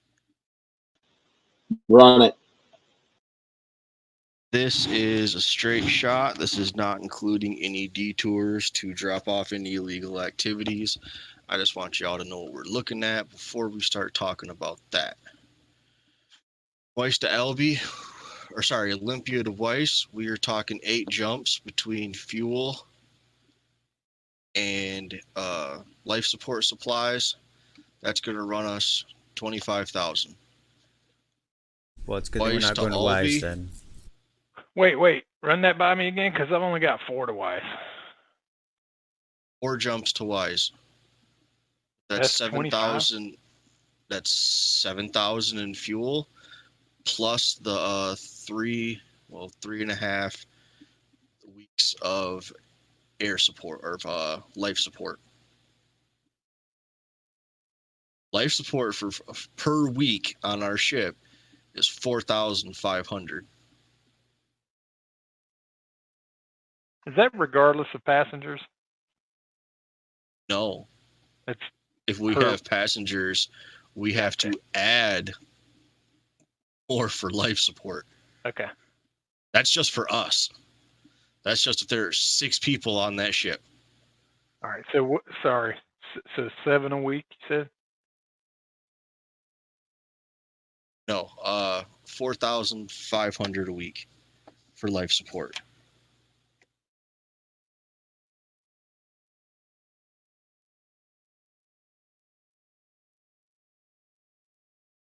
So basically it's a month from Olympia to Weiss. 18,000 in life support plus 7,000 in fuel. That's 25,000 credits. Right. So From Weiss we need to try to pick Elby. up some goods or mail or something on the way, right? Oh hell yeah. Because then from Weiss to Elby, we're not going to be paying life support. We're not going to be paying fuel. And that's going to be 8 jumps. From Elby to Marduk, that is 11 jumps. That's going to take us close to 3 months. And that's going to cost us between fuel and life support. That's going to cost us 71,500 credits. And then for that whole 23 weeks, that's going to cost 18,378 in maintenance cost. It puts us like 250 credits shy of a whole trip to get there, of like 250 credits shy of 115,000.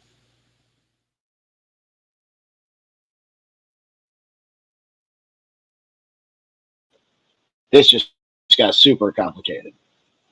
Still cheaper though to do it that way than any other way if we're going to get that ship. That's true.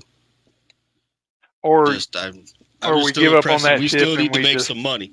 Right. The other alternative, we give up on that ship and kind of trip around and look for some other things to do. Well, if we get that ship running, we could sell that ship for some mega credits. Right. Or we could turn it out. Before we just all decide to gung-ho and head straight for it, I wanted us all to have a decent idea of what we're getting into. Yeah, and we'd be adding time. Like, assuming we want to stop at each port instead of just refuel and do some stuff, we want to stop and try to find buyers and sellers. I don't know how much time that's going to take, but we got to go schmooze a little bit and find people, so that'll add time. It's a We day. have a 5 weeks leeway now, whereas before we only had 2 weeks leeway. Okay. But I'm saying it'll add to our bunk costs and all that stuff because we got to pay. Well, to go out of our way, it's going to cost us probably about 4.5. Yep. 4.5, 9.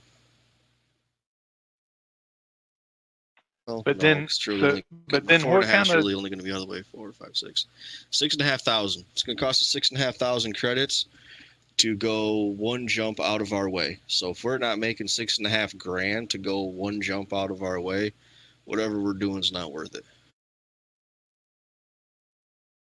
Gotcha. All right. So my question is, if we can talk to the university, nail that contract, and jump back to Mithril, pick that shit up, and claim that money, and then jump, will that help us out?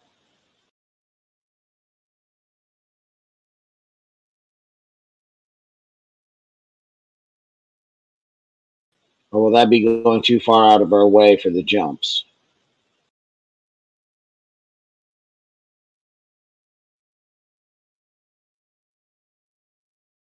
No, I still think we should. I'm just saying, I still think we should take like a day or two here and there to go try and get some freight. At the bare minimum, check on some mail.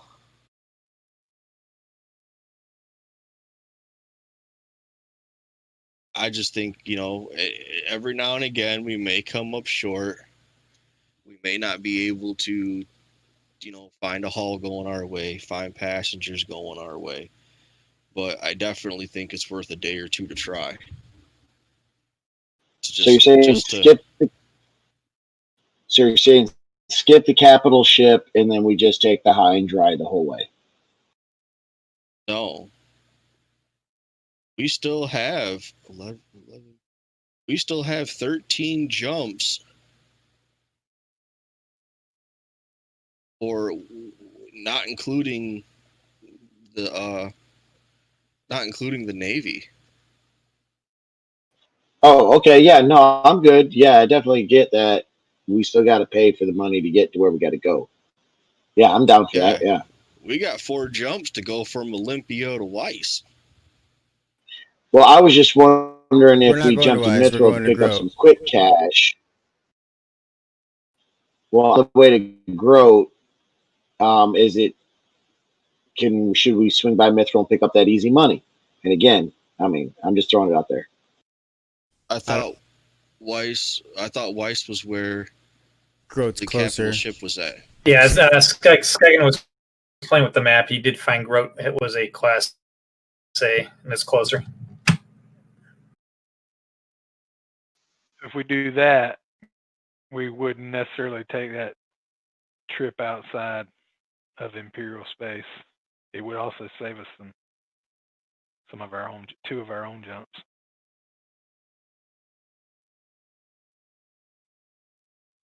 Unless we want to do a little hop over to Talchit. We could jump out real quick to make a delivery and go to Grow. So while we've been talking about all this, I'm trying to research. I can see things about selling illegal drugs and medical supplies apparently are a thing, but I can't actually find the tables where those things are. Like there's a banned weapon. Taking Olympia to Grow adds 1 to the naval jump, but takes 2 out of ours, so that actually gains us a week.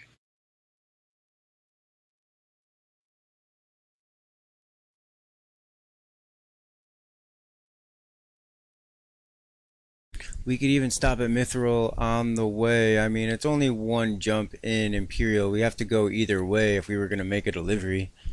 So we could swing by Mithril, swing by and do a scan real quick. If it's still occupied, we'll move on.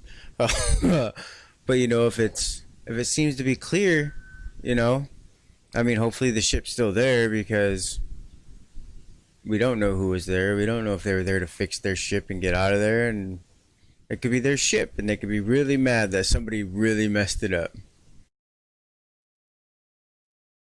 I say we get partial.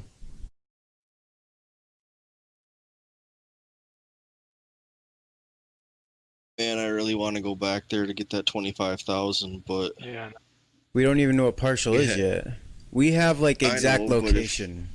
Like we could give him a piece of it if we wanted to. I could give him like the metal shavings that I cut off of it to show him that it's not going anywhere.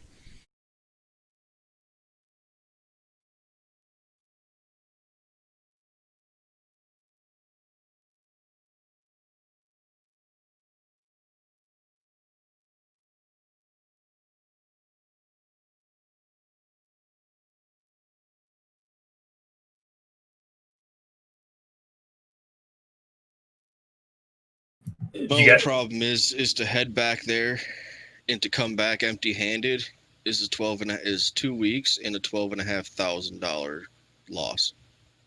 Yeah. So if we just take the partial now, and hopefully Kelvin gets that deal set up, we can make some decent money out of that. Maybe transport some people while we're at it.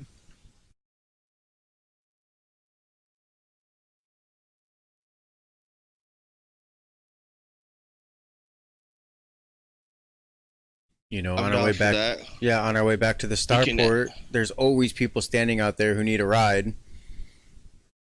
Right? If it's worth it, we can go ahead and add a week to our trip between Olympia and Grote. I mean, if it's profitable enough to take some people, get some freight.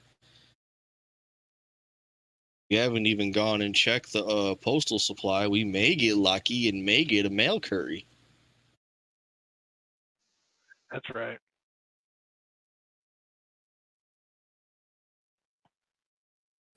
Sounds good to me, boys. Let's work it out. I'll see you in the morning. I'm going to find a room and crash for the evening.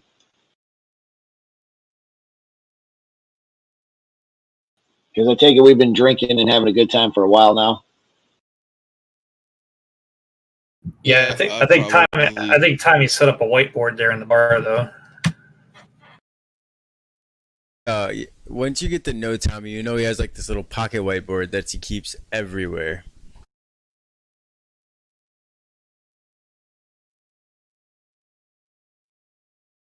Yep, whiteboard on one side, mirror on the other.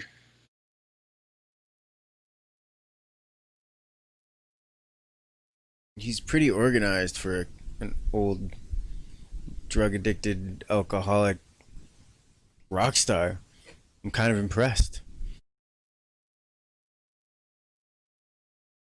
There's a reason I'm as old as I am and as famous as I am, and I still have money. It's not because I was an idiot.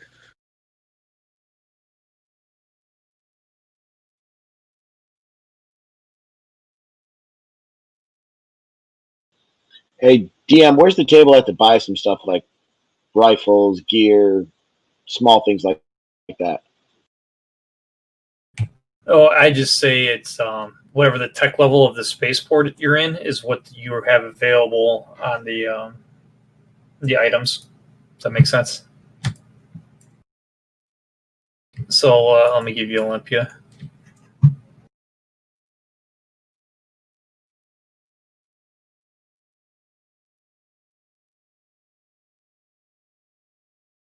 Olympia's tech level is 7, so you can't purchase anything higher than a 7.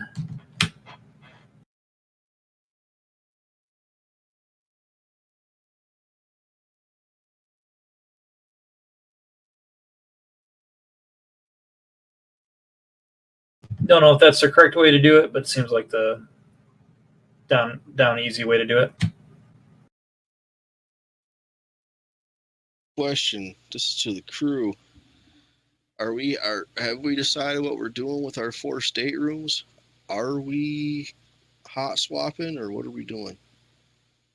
You offering any of them up to passengers, or are we keeping passengers to the cargo hold?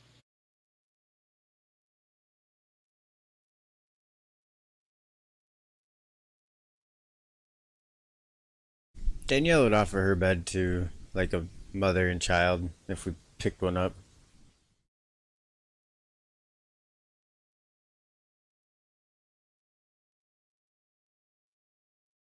So that's 1 middle class passenger we can get.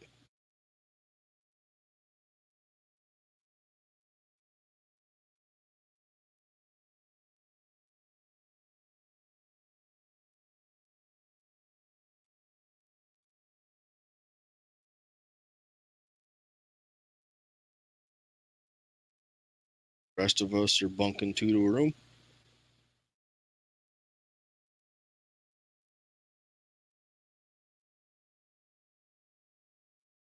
Sounds good. I'm gonna start rolling for passengers. Let me bring up. You guys go with the plan. We'll just roll up and see passengers, freight, and mail, and then we'll call it a session. Yep. All right, I'm bringing up my core rulebook. 1 second. Or you already got it all plugged in, ready to go, Tommy.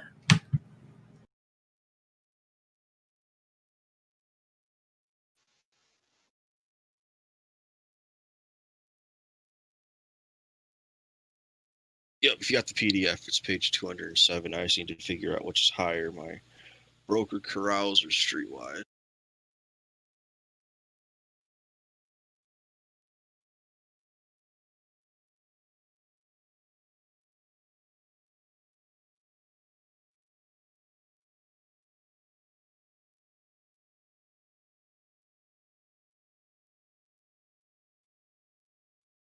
It's gonna be corrals.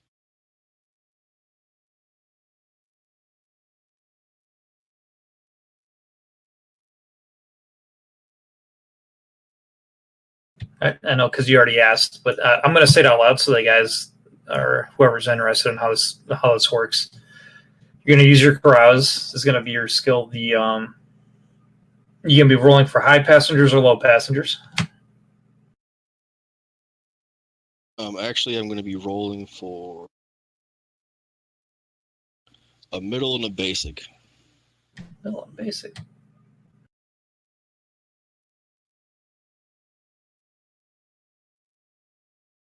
Oh, no modifier. That's why it's not on it. Gotcha. All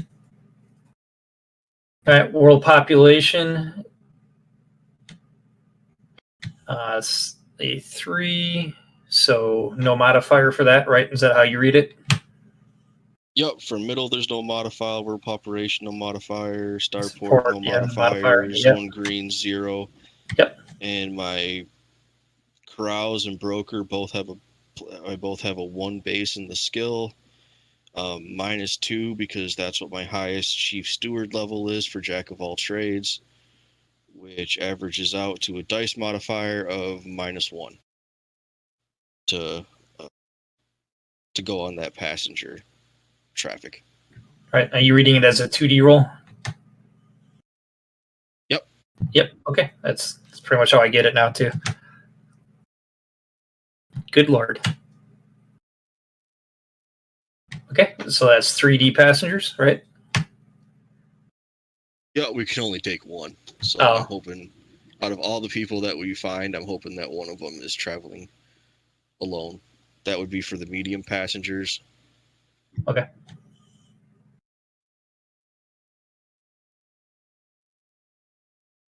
Probably should have took that for the low one. Yeah. But, oh well, I said medium first. Yep, so 0.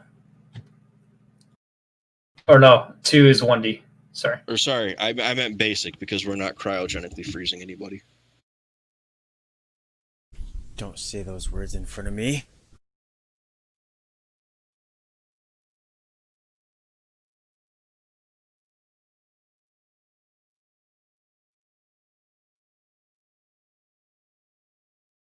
So that 2 on the chart gives me a 1D. So we should be able to pick up 1 middle passenger, and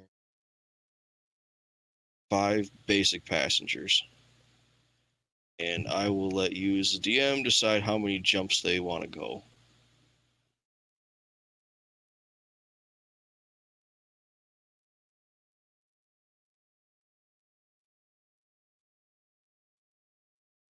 Because I don't see a thing in here about deciding how many jumps.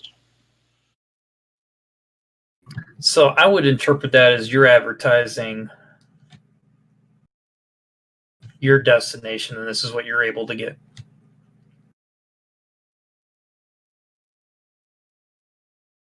Or do you think I'm wrong on that? Well, I'm actually advertising our destination is growth.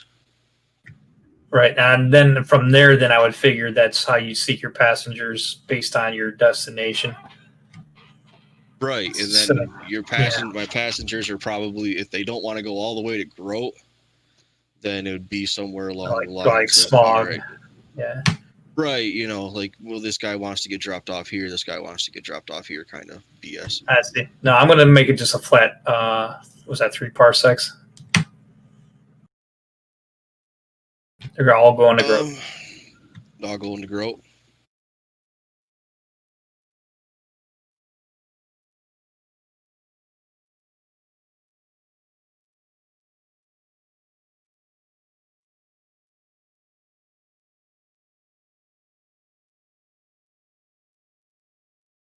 And I'll make it clear that it may actually be a 3-jump trip, but if it does end up being a 3-jump trip, we're not going to charge extra for that.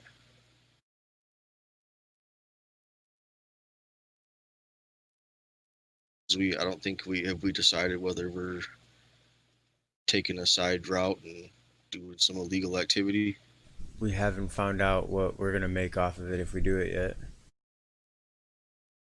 Yeah, I'm still kind of researching that. And the best thing I can find is in the central catalog,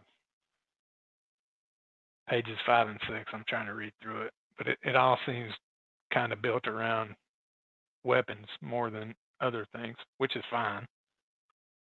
That just seems heavier and harder to hide.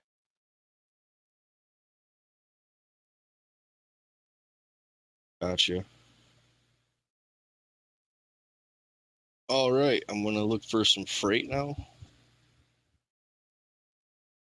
Again, my broker's at 1. Cargo type do you want to go after?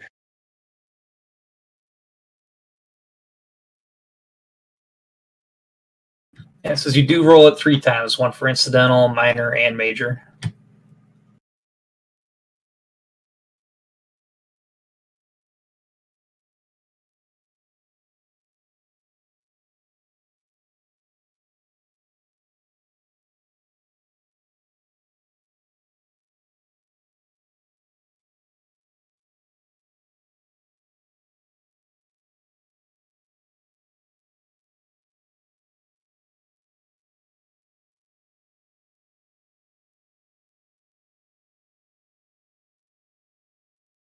So really, do you know if you want to go tech level 6 or less, or tech level 9 or more?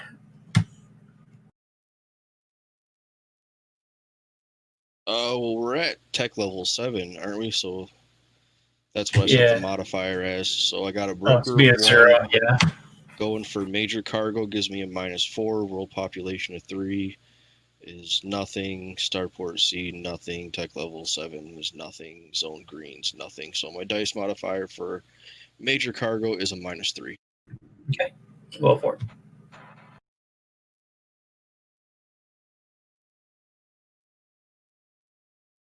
A 1 or less is 0.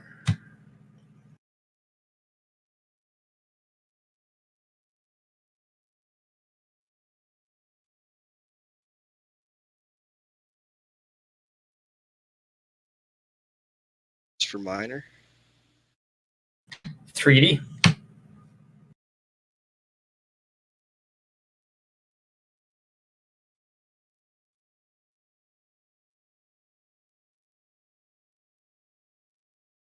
So 9 lots of minor.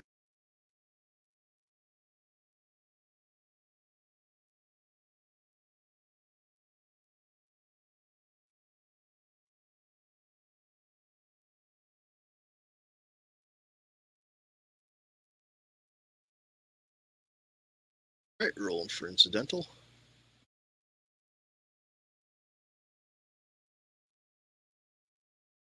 Ooh, 5D.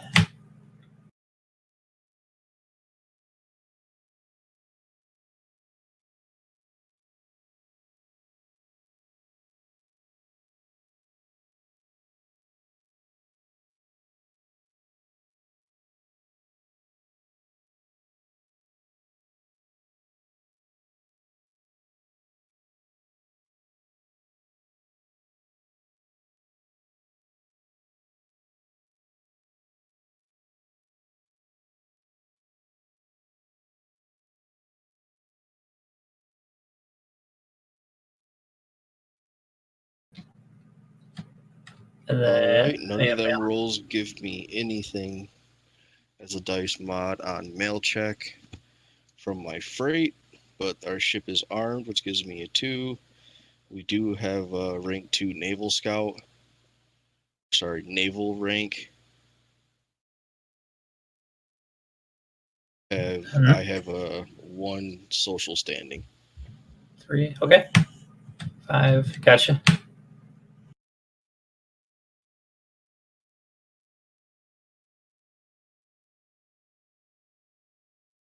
Just a flat 12 or more, right? Goodness. Boom! Got some mail. That mail brings in the money.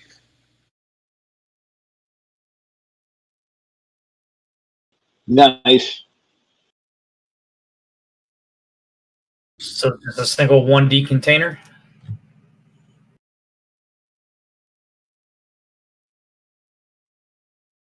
I'm looking, I gotta roll for it. It's random containers and it's all or nothing. So I may have to turn down some of these lots of incidental or minor goods. Yeah, the mail always comes first.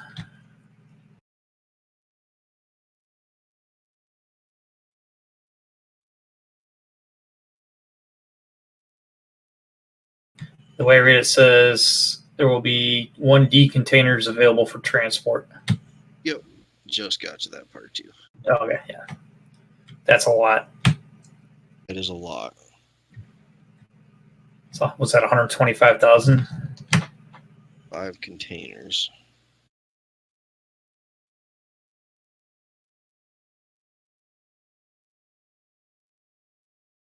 I guess I'm looking at it. I'm trying to figure out if that 25,000 is for 1 container or 1 mail run. Ooh, I can see why that.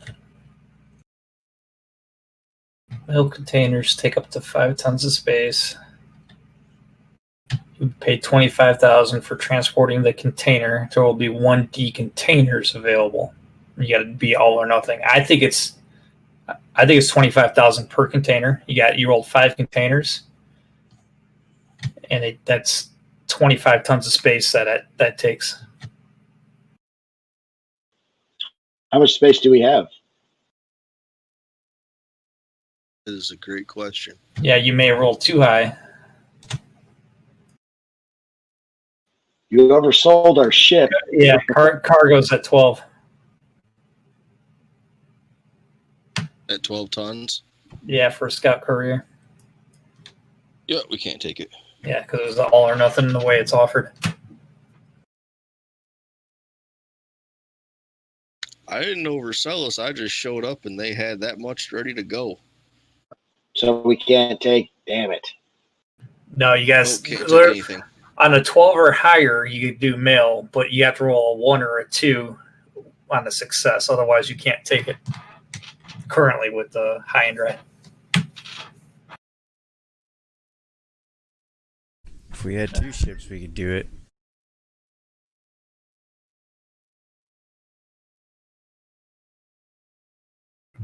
Well, you actually 2 scout couriers wouldn't do that. Not at 25 tons. Oh, 25. I thought you said 15. Oh, I rolled 25 tons of mail. A lot of goddamn letters to Santa. But all right, have you got that all annotated, Tommy? I'm relying on you for the bookkeeping. Yep, 1 middle passenger, 5 basic passengers, paying for 2 jumps, 9 lots of minor cargo, 23 lots of incidental cargo, and I will see how much of that cargo we can actually take. Yep.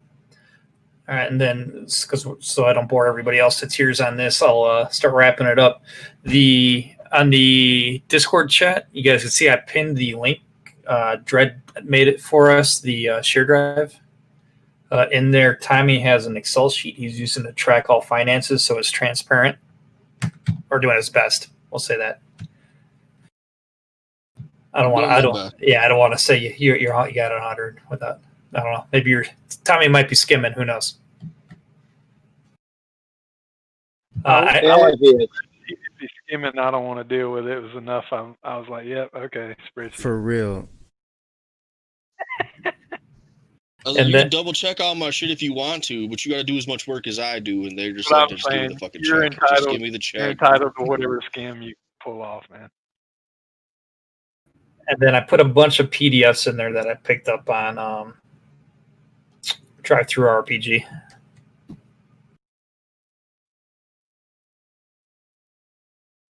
Yeah, I seen that. I'm gonna be going through some of those.